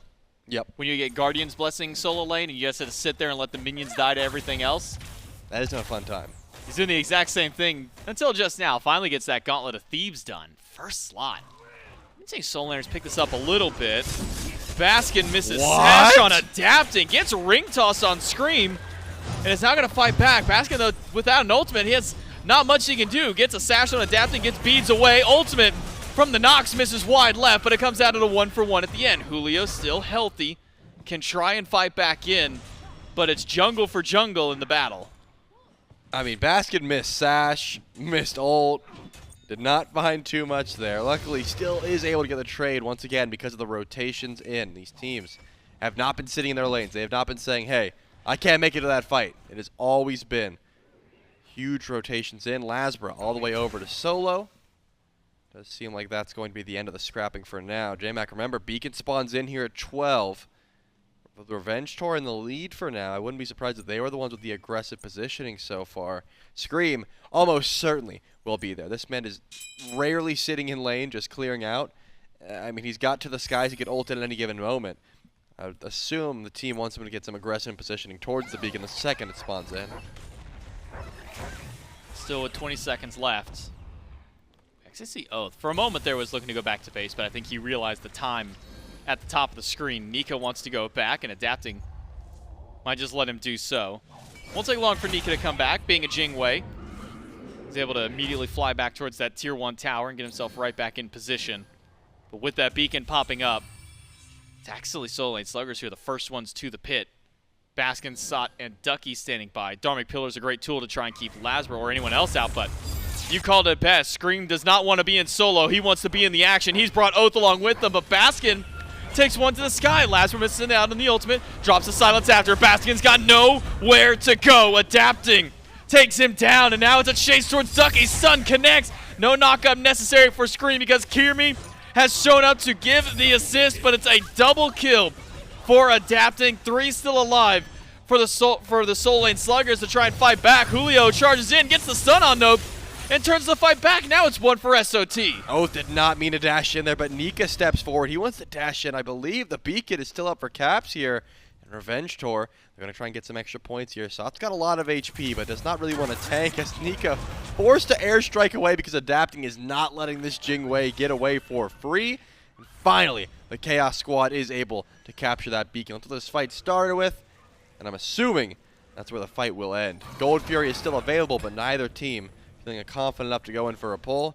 And I got to be honest, we've all been there, where Oathhh says, oh, the team's winning, I'm going to go crazy, I'm going to dash in, immediately regrets the decision, gets horsed down by Julio, and regrets it, but still, you got some good damage with the Flame Wave. Call it what it is. Oathhh just got a little bit over-aggressive. He set up for his team to get beacon. That's the important part. True. Movement speed, structure damage. It's a little more important than, what, a life? Level 13 minutes in the game. Yeah, I think he's fine with that kind of a trade, but maybe they caught up in the action, as you say. Ult from Julio. Scream will immediately fly right back out to the tier 1 tower. Adapting standing by. And SOT doesn't want to be a mid laner. He wants to go back to his rightful spot. I think it's same to say for Scream, doesn't want to be in solo lane, wants to continue being a jungler with the amount of rotations that we've been seeing from them. I think that's the mentality we're starting to get out of them, is they put the people close enough to their original role that they still feel like they can play that kind of role even though they're designated for maybe a lane. Nika's about as far away from solo as you can get, though. My man, I guess, Nah, he's basically playing solo just on the other side of the map. Well, no, because I think Nika in particular likes to get active. He likes to fight. He is not doing that currently. He is hiding underneath this tower. As Oathhh gets his dash caught by Ducky, is stuck in the Darwin pillars, forced to Aegis.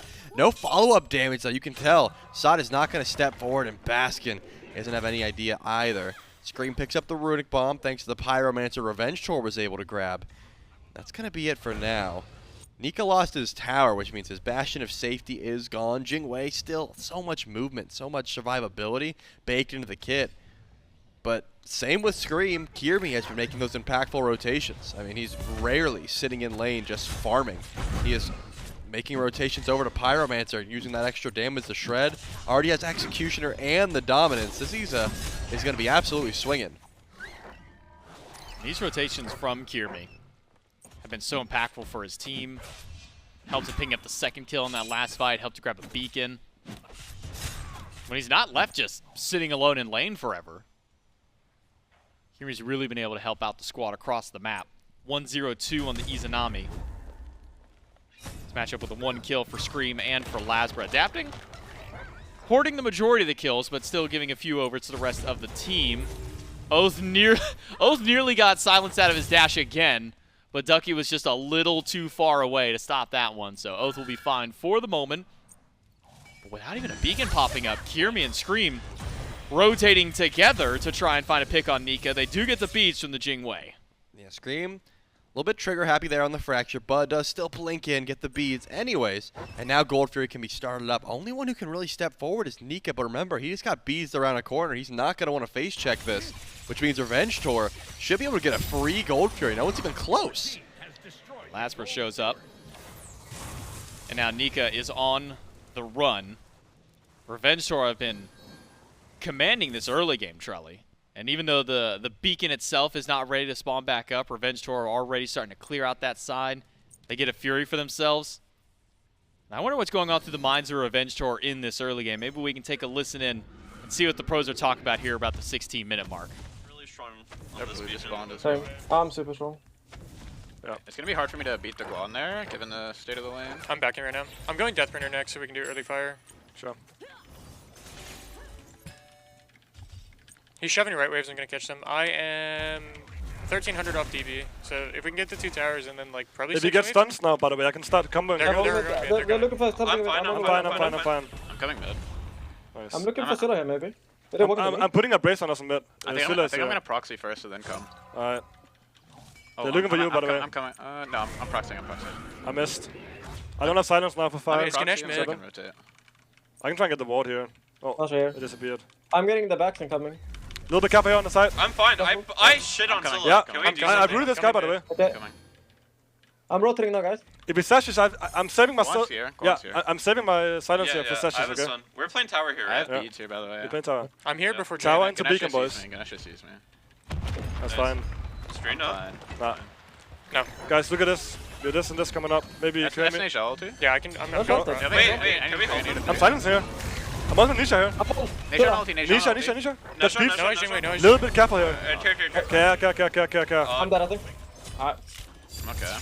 It's fine, just run. I silence too. We have Bracer here as well. I'm playing on beacon. Yeah, we can get beacon. So. Yeah. I'm really don't have strong ultis. if they try and fight this, by the way. They want to fight this. I have heals. Scylla is back in. I can put Nisha here. Put Nisha. Kill No, Nisha. No beats. Stun one. That's Aegis. So, I'm on Jing. I'm coming. I have ulti. Carry guys. I have Just- heal. Just play for me, Nice. play for me. Got it. Nice, we got it. Just keep Power's farming up for now. next. Back Yeah. Nisha no actives now, by the way. I'm gonna stop his back. Did Scylla active? She must have, right? Richard, you're up. She did not Aegis. Yeah, I'm with you. Guys, I need help at portal here as well. Yeah, I'm coming. People at portal. I'm coming with wards. They don't have a D-ward for it, so we should be fine. I'm very strong if I get there, so. Oh, fuck, I'm coming. Yeah. Should be fine for now. Jingwei's gonna try and start it. They can't pull with me here. You're so tanky, I feel like you can walk in. we can just Yeah. stall him. I'll be here. Can we pull? There's a ward here, by the way, if anybody's a D-ward. I stopped James back. I'm basing in. So. We can I'm pull coming, it. guys, I'm You guys coming. can pull it. James You guys back can is pull it. super You guys delayed. can pull Just it. pull this, pull this, I'm pull on the this. way. I'm on the way. Save your bombs. Scylla here. Are we flipping? Steal it. I'm on Scylla here. I'm watching away. That's cage. Can we I'm help fine. Ganesh? I'm getting out. I'm looking here. I need to get out, boys. Ganesh dash, Scylla solo. here in the back. I'm Scylla dead. in the I'm back. dead. Yeah, I'm coming. Yeah.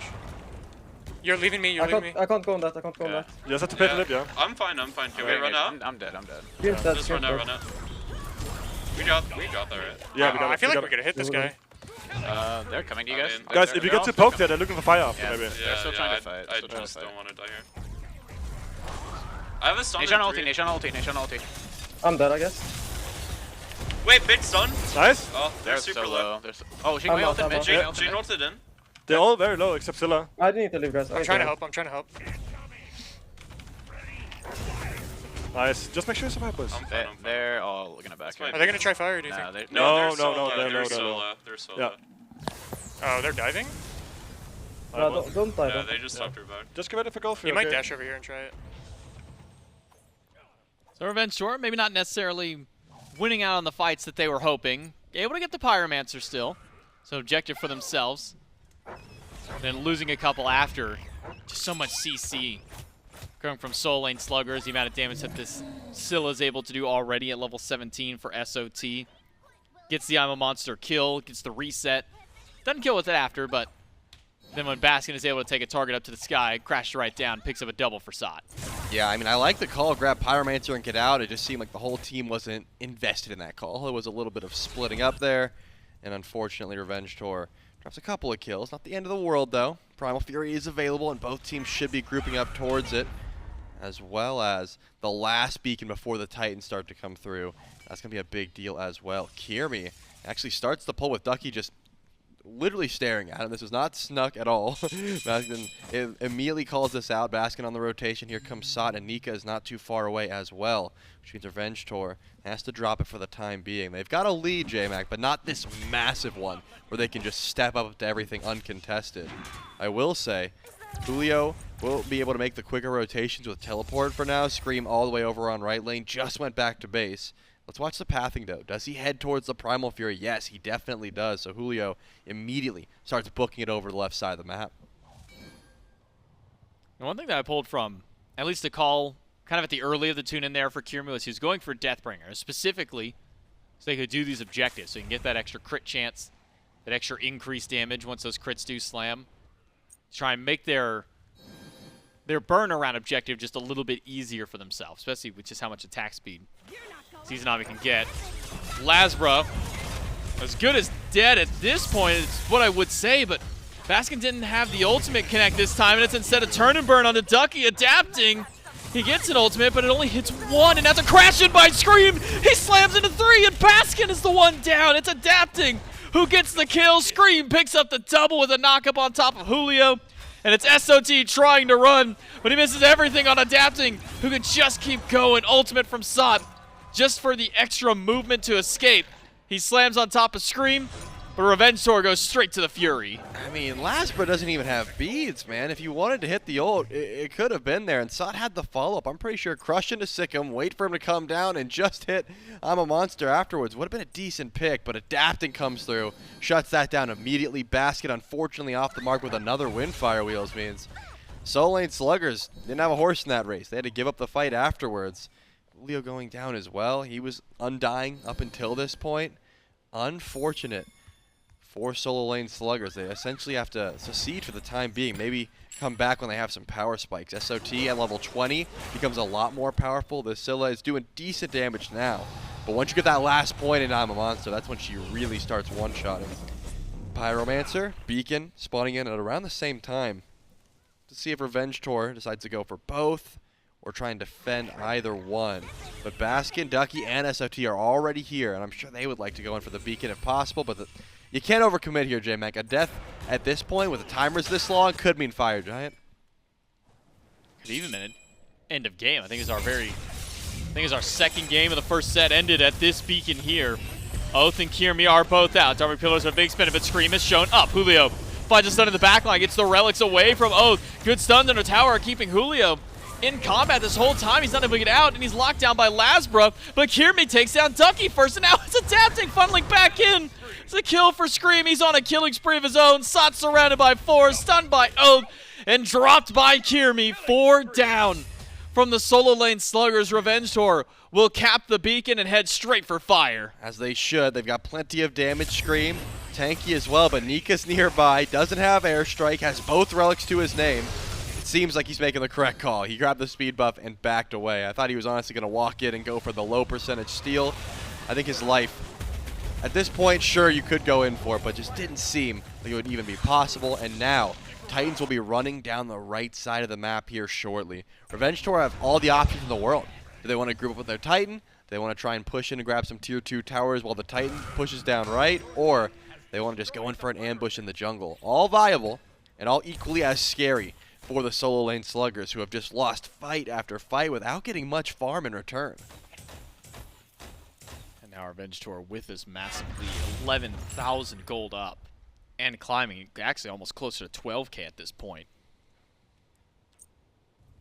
Makes it seem like it's going to be that much easier for them with a lead this staggering. The Sololane Sluggers are going to have to stall this game out or get themselves one really nice pick in a team fight to start this out. The problem is, it's been a while since we've seen Baskin actually connect one of these ultimate. It's not like some of the other Naja jungles that we've seen in the past where you're building your first damage item and you go full tank. This is a glass cannon Naja. That ult is going to hit hard on a carry if you can connect. We just haven't seen Baskin hit one of these. Even with the extra setup that he's had, there's been just enough disruption. Or maybe just a bit of a mental block for him at the least in the latter half of this game. He's got good targets, though, at least right now. Kyrmi and Oathhh both missing beats for the time being. Because of that, Baskin's got pretty easy engage if he can find someone, but doesn't want to be the front line because, again, you highlighted, he's full damage. Him sashing in and not taking some of us scary. Does go into LASBRA, gets the ult down for nothing. Without that ultimate, LASBRA's lost all form of CC immunity for the time being. He's got to watch out. Another sash could take him up into the sky. But as I said, 20 seconds to find Kyrmi or Oathhh. Those seem like better targets. Now, tier 2 tower, half HP. Adapting in mid. Titans, unbothered, moisturized, thriving in their lane on the right side. Slapping each other while the rest of the fight happens on the opposite end of the map. Chaos Titan ends up winning, just barely out on there. A few more minions on that, be able to take that down, or one good tower shot. But for the Sololane Sluggers, they have got to defend up against Revenge Tour this far down in gold. What are the comms like for the Sololane Sluggers? We tune in as they try and go for their defense. They got it, they got it. Back up, back up. Hopefully they push Phoenix here, because we can actually defend. Nox looking for something. I got the mid wave. I'm getting my item real quick. Is that right tower gonna go down? Yeah, probably the tower will. Yeah, that's lame. They have a wave with it as well. It's kind of ruinous. They're gonna horse ult and shit too. Oh yeah, true. It knocks a little bit. Can they horse ult the Titan? Imagine that. That'd be crazy. Actually, Transport. Horse and Nox in mid. Does anyone else? Susano's here. Susano's here. Yeah, we got the Titan. They're backing up. They're going gold. Nice. I mean, game's reset. They didn't get anything. Yeah, I get my starter as well. Yeah, I'm not that close to DB, but I need like 800 for DB. Susano might stay around in right if someone wants to come over. Yeah, I'm around. Yeah, he is. I just saw him. He's camping the blue right now. I might just bait myself here if we're kind of close. Well. Yeah, I'm gonna walk up. Hopefully they're not just all there. Okay, now you just did the buff and left. I'm gonna get our chest, our gold free. Yeah, we have a lot of time until fire. I don't know if they'll siege again. Thought maybe we'd see some more pushback on the defense, but tier 2 tower staring down a full Fire Giant team. Maybe not the biggest push point for the Sololane Sluggers to fight back, especially with the deficit that they're at.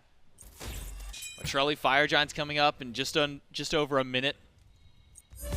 Revenge Tour can beeline towards that objective, or maybe try and knock down a Phoenix beforehand. For the Sololane Sluggers, what's that factor for them to get back in this game? I mean, they have hit a couple of the power spikes I was talking about. Ducky finally got an upgraded starter. Nika has a fully stacked Ornate Arrow for now, so extra crit chance, which will definitely help out. Julio upgraded starter. It's really just Baskin, who would love a Protector or an Eye of the Jungle. Besides that, they have damage to try and defend.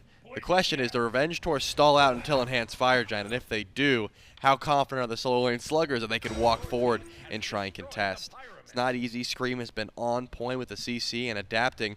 If he can find a way to the backline, he will do just that. And he's going to delete at least one or two members of the squad. I'm thinking stalling until EFG is going to be the easy play, considering it's only 60 seconds away here. And Revenge Tour knows exactly where Nika is. His sock gets blinked on. Sot loses beads. Easy relic for Revenge Tour. Cost a blink from Screen to get them, but those will come up just a bit faster than those beads will, so that's a win at the end of the day for him. And most importantly, removes some safety from the mid laner of the Sololane Sluggers. Now, the Sololane Sluggers mean, they're potentially could be knocked out with one more bad team fight. And we'll be seeing one of our two solo lane teams go home. That would 100% guarantee that we would not see the role versus role finals. Revenge Tour making a real strong name for themselves for the jungle squad. Captain Oathhh for this team has put together a very strong group as they start up the Fire Giant. Ducky stunned by Screammmmm. Screammmmm still acting as front line, goes back towards LASBRA to help out. But now up into the sky goes Screammmmm. His dunk down target would have been Nika, but adapting has already removed him from the map. Julio doesn't have much left to stand on. LASBRA locks him down for the rest of the team to put him down. Oathhh gets one, but SOT is able to trade out at least one in the fight. It's now just Sot and Baskin left to defend. Baskin has ultimate here. Oathhh. He's got both relics available, so the Agni's not going to be an easy target. He's stepping forward. Here comes Baskin. Pulls the beads immediately, but he's going to take a lot of damage. He's gone, but he Aegis. Baskin still alive. Sot, full HP. This Fire Giant down to half health. Revenge Tour still have almost 30 seconds to play with before the rest of the Sololane Sluggers are able to pick themselves back up. Team can head back to base, regroup, now with enhanced Fire Giant around their waist. And Revenge Tour, again, one good fight from ending one of these solo lane teams from being able to make it into the finals. We could potentially be seeing a new chance of a Roll Star finalist, a new chance for a Roll Star victor if this solo lane team gets knocked out. Still hopes with the Fonzo fam, but you don't want to leave it all to the solo laners on that end in order to get their victory. Revenge Tour will now start their march up the left side of the map. And this could be the final siege that they need with enhanced Fire Giant. I'd love to take a listen in and see what's going through the minds of Revenge Tour as they are one push away from ending this game. Let's just do this. Guan is up here. I mean, if we want to walk here, Guys, I can look for a horse ult. Just make sure we're around. They know we don't have beach, yeah? So yeah. I mean, I can play up blast and you can just silence the I'm pushing right. I mean, sure, I'm down. Do you want to send you 3 mid with horse with me? And right? I'm not pushing alone without no, seeds. You guys should come with me, and I'll horse ulti, and I'll tell you guys what to do. Okay? If I say to take it, you guys can take it. But we have EFG, or I'll just say like just Kyrmi take it. No, I don't see anybody right now. Sil's just left though. Well, I need to make sure right's pushed, but I don't really want to be alone. Yeah, we have Oni. You should be fine. You should be fine. Alright, Guan in mid. I mean, if you want to clear the wave, then come to me, Kyrmi. I can look for something. Yeah. Can we ever get a ward in this nook? I don't have a ward on me. I could. Okay, come with me. Not a sentry, right? No, I just need a normal ward. Okay. I think I'm gonna ult here, and I'm gonna start walking left, maybe far left Phoenix. Alright. I'm gonna stop them in mid lane a bit. There's a ward here. But yeah, Kyrmi, be ready. Sylia's waiting left. Sylia's waiting left, by the way. They know we're going left. They know we're going left. Okay, go left. No, go right. Yeah, go right. It's just Nation. I can stop. I can stop them. Just Jing way.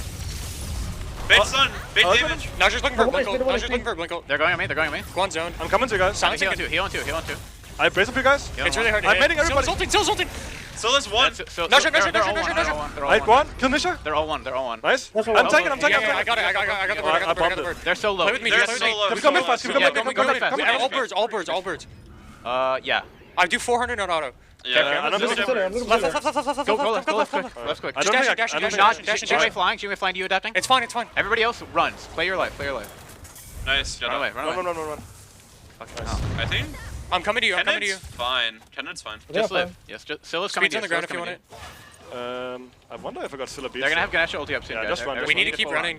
Does he have TP angle? No. They shouldn't have any wards up. It's fine. I don't even think we go portal. No, just live. Never die, and we win. They have to do some crazy shit. They might follow you guys forever, like, unironically. Just keep running all the way back to base. They have to kill you guys. Still no sign of them. They're gonna... 200 gold for my other 3k pot. Okay. They might just droop as 5 and look for something. Everybody buy wards. Okay, me and Las are gonna go ward up here like this, and everybody's gonna sit in the mid lane, so we have full vision of them every time. I'm getting make sure we stay grouped so we don't walk in alone. Yeah, I've shielded now as well. Okay, we see 3. This Titan melts, by the way. We should grab bomb. Can I take the speed? Yeah. So Revenge Tour men have gotten a game win off of that push for removing all 3 Phoenixes from the Sololane Sluggers, and you can already hear some of the comms going around. Scream trying to lead this team with his Horus, trying to figure out where he can dropship his team in. You saw him go up in between mid and that left side Phoenix. Initially called to go to mid, then made the last second pivot over to the opposite lane. And he was 100% right. They were just essentially running down mid lane trying to find a pick. That's exactly the play that had to be made there. Unfortunately, 3 birds down, not easy to come back from. They recognized that no one was clearing the fire minions, so they had to be chasing in the jungle. Oathh's out of relics for a while. Besides that, Nika's beads are down notably, but it's not too difficult to try and go in for an end call here, J-Mac. 35 minutes into the game. You certainly have to play safe. If Baskin's able to find an ultimate, that could shut down your whole push. But with the Horus ult always being an impending threat here for the Sololane Sluggers, they got to ward up. They have to be ready to defend their Titan at any moment. And they have to keep SOT alive because that's their best chance for a defense. If he just crushes and ults where the Horus ult is landing, assuming that everyone's going to come through, could be some big damage. Enhanced Fire Giant spawning in once again, though, and Revenge Tour already setting up for it. Yeah, Kyrmi in triple crit territory right now. Should make short work of the Enhanced Fire Giant. I don't imagine anybody on Sololane Sluggers walks up. Maybe besides Julio, but even then, he's not as tanky as he might hope, even with the Spectral Armor online for himself and the team. Enhanced Fire Giant on the map. Revenge Tour on the scene. And Fire Giant not long for this world. But no command from the Sololane Sluggers.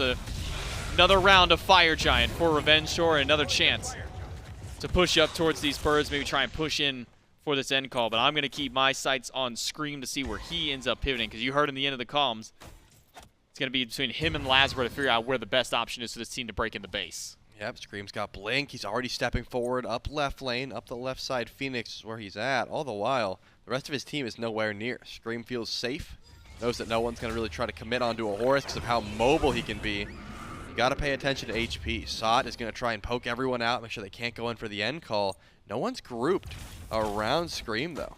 They're sitting for the time being. This Horus isn't really going for an end play. They're probably just going to walk in and try and get these Phoenixes one more time.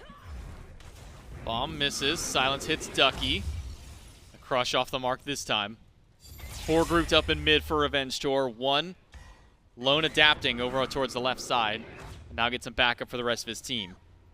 All 3 Phoenixes taken in one fell swoop. In hands from Kyrmi, as you could hear through his comms. Hitting for about 400 in auto.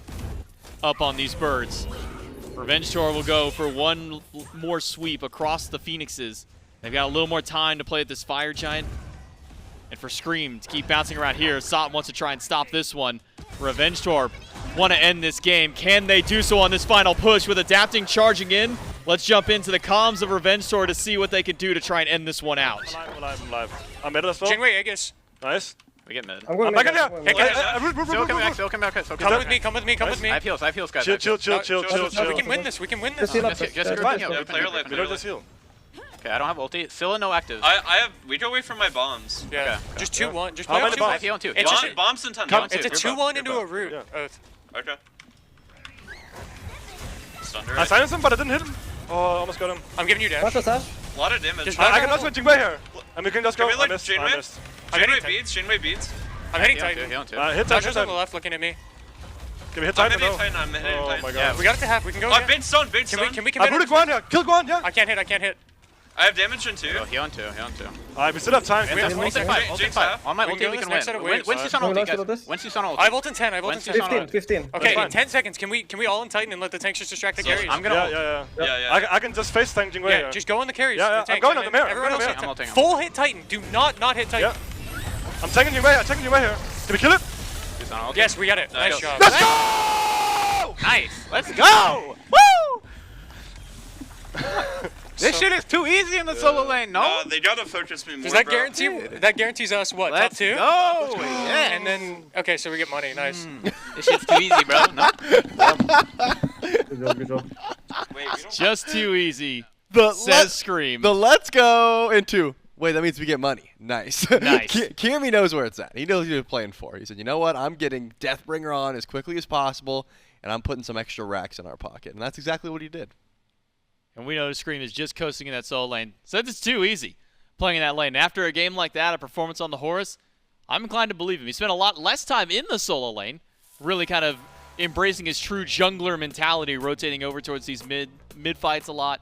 All these fights inside of the jungle. Scream really did not want to stay over there. Yep. Meanwhile, compared to his opposition, Julio, who didn't want to leave that side of the map for a little while, the junglers are able to strike down the first of the 2 solo lane teams.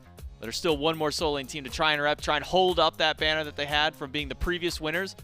But the junglers are definitely going to keep this one interesting. They certainly are. And I think, man, I am so glad that we get to listen into the comms, because not only is it, you know, funny and enjoyable, but also you get to look into the inside of what happens when you put 5 junglers on a team, right? Usually you've got like a support that's trying to lock in, trying to figure out where they want to go. ADCs are telling you how much damage they have, but the junglers, they're just all shot calling over each other. Usually there's just one voice in the background that you can listen into, but still, the actual emotions you get to see from the win, that's what makes it all worth it, J-Mac. It's a fun time.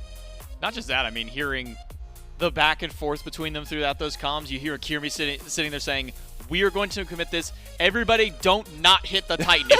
Scream is going to go in distract. Everybody else dump your damage into Titan. And I wouldn't be surprised if he was like, and if you don't hit Titan, it's going to be a bad time for everybody. We're probably going to end up losing the game. So great calls from Kyrmi and the rest of the junglers. They knock out the Sololane Sluggers. And they really kind of made it seem easy here in Game 3. I mean, Sololane have been real back and forth. Games have been close, even on the ones that have looked a bit dicier for them in the past couple of sets. But this one just felt convincing by the junglers. Yeah, I mean, adapting Susano in Game 3 is also wild. But, you know, we already highlighted how much Scream was able to do on this horse. It did seem like across the entire map, he was flying around. And then Kyrmi on the Iza was a pick that I didn't expect. I think that he had a great time in lane. Nika, unfortunately, on the Jing Wei was not able to find that same level of pressure because you just can't clear the wave as quickly. And because of that, I mean, he just owned the lane and then was able to rotate in. And he wasn't lying when he said he was critting for upwards of, I mean, that was like 560 damage there.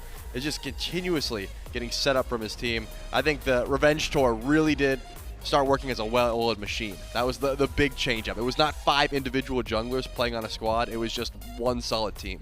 And while LASBRA may not have hit every 2-1 combo that you want on the Nox, he hit enough, and he hit the ones that really mattered, especially at the very end of the game when you're going for a siege like that, being able to lock down Ducky, and pulling him off the map for 50 seconds. That gave so much time for Revenge Tour to sit back, resustain with Scream on this Horus. He's got a decent bit of CDR into his build, so he's able to spam those heals, keep everybody topped off on HP, and then allow for that final end call of Scream go in, everybody else just hit the Titan. And then LASBRA got to say, let's go! And I think that's good enough, right? He peaked the mic so hard. Yeah, but it gives you positive vibes. The whole team just rallies behind that voice. Whether or not it's a good call doesn't matter. If I'm hearing that in my ear, I'm following it every step of the way. And I'm going to want to sit here and listen to more of that. I want to hear more of LASBRA popping up. I want to hear more of the junglers getting crazy, getting a little bit active. We talked a lot about some of the calls that Kyrmi was making throughout the game that was able to help lead his team to a victory. And now we've got him standing by for our post-game interview. That's right. We've got Kyrmi here from the squad. First of all, congratulations on the win. Congrats on making finals. I gotta start low, right? I don't want to mince words. That first game, you guys had a bit of a rough time. What were the mentals feeling like? How did you guys bounce back after that loss? I'd say most of us were feeling fine after game 1. However, during game 1, once it's like 3K down at like 2 minutes, we kind of know that the game's probably going to be really hard unless they start trolling. And they did, and it let us. We were able to stay in the game, but we just realized we just go next. They used all their Mickey gods game 1. Used all the Mickey gods game 1. Yeah, I mean, this format definitely is unique.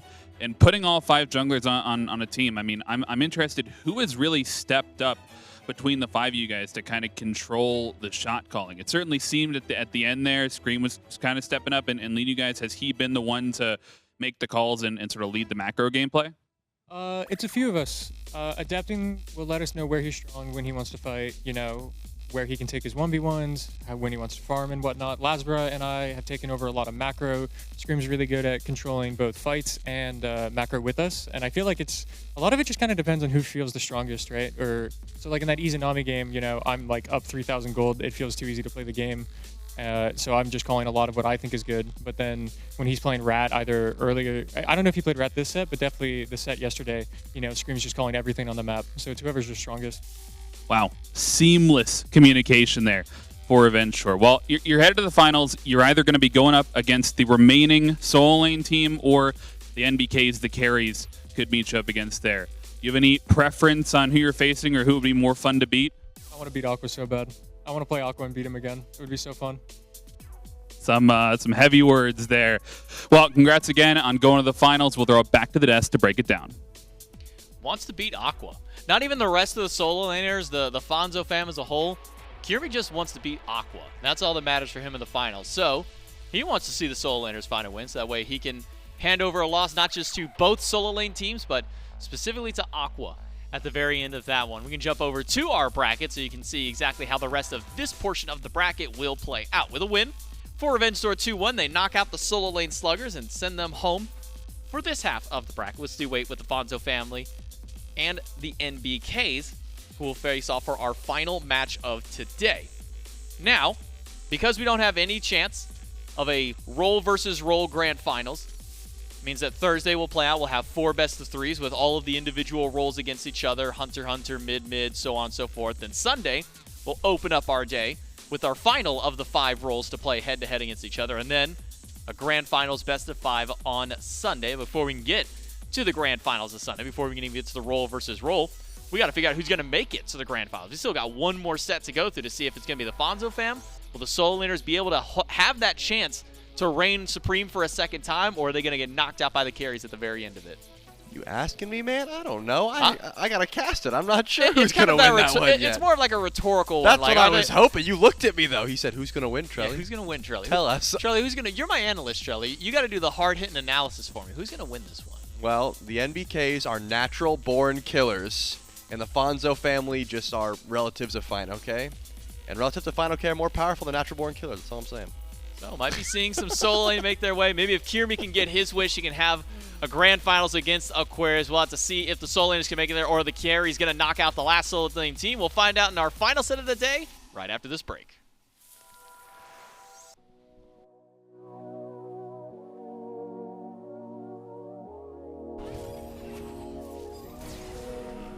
I know it's been a while, haven't talked since July. You've been on my mind, don't hang up. I know it's been some time since I called you mine. You've been on my mind.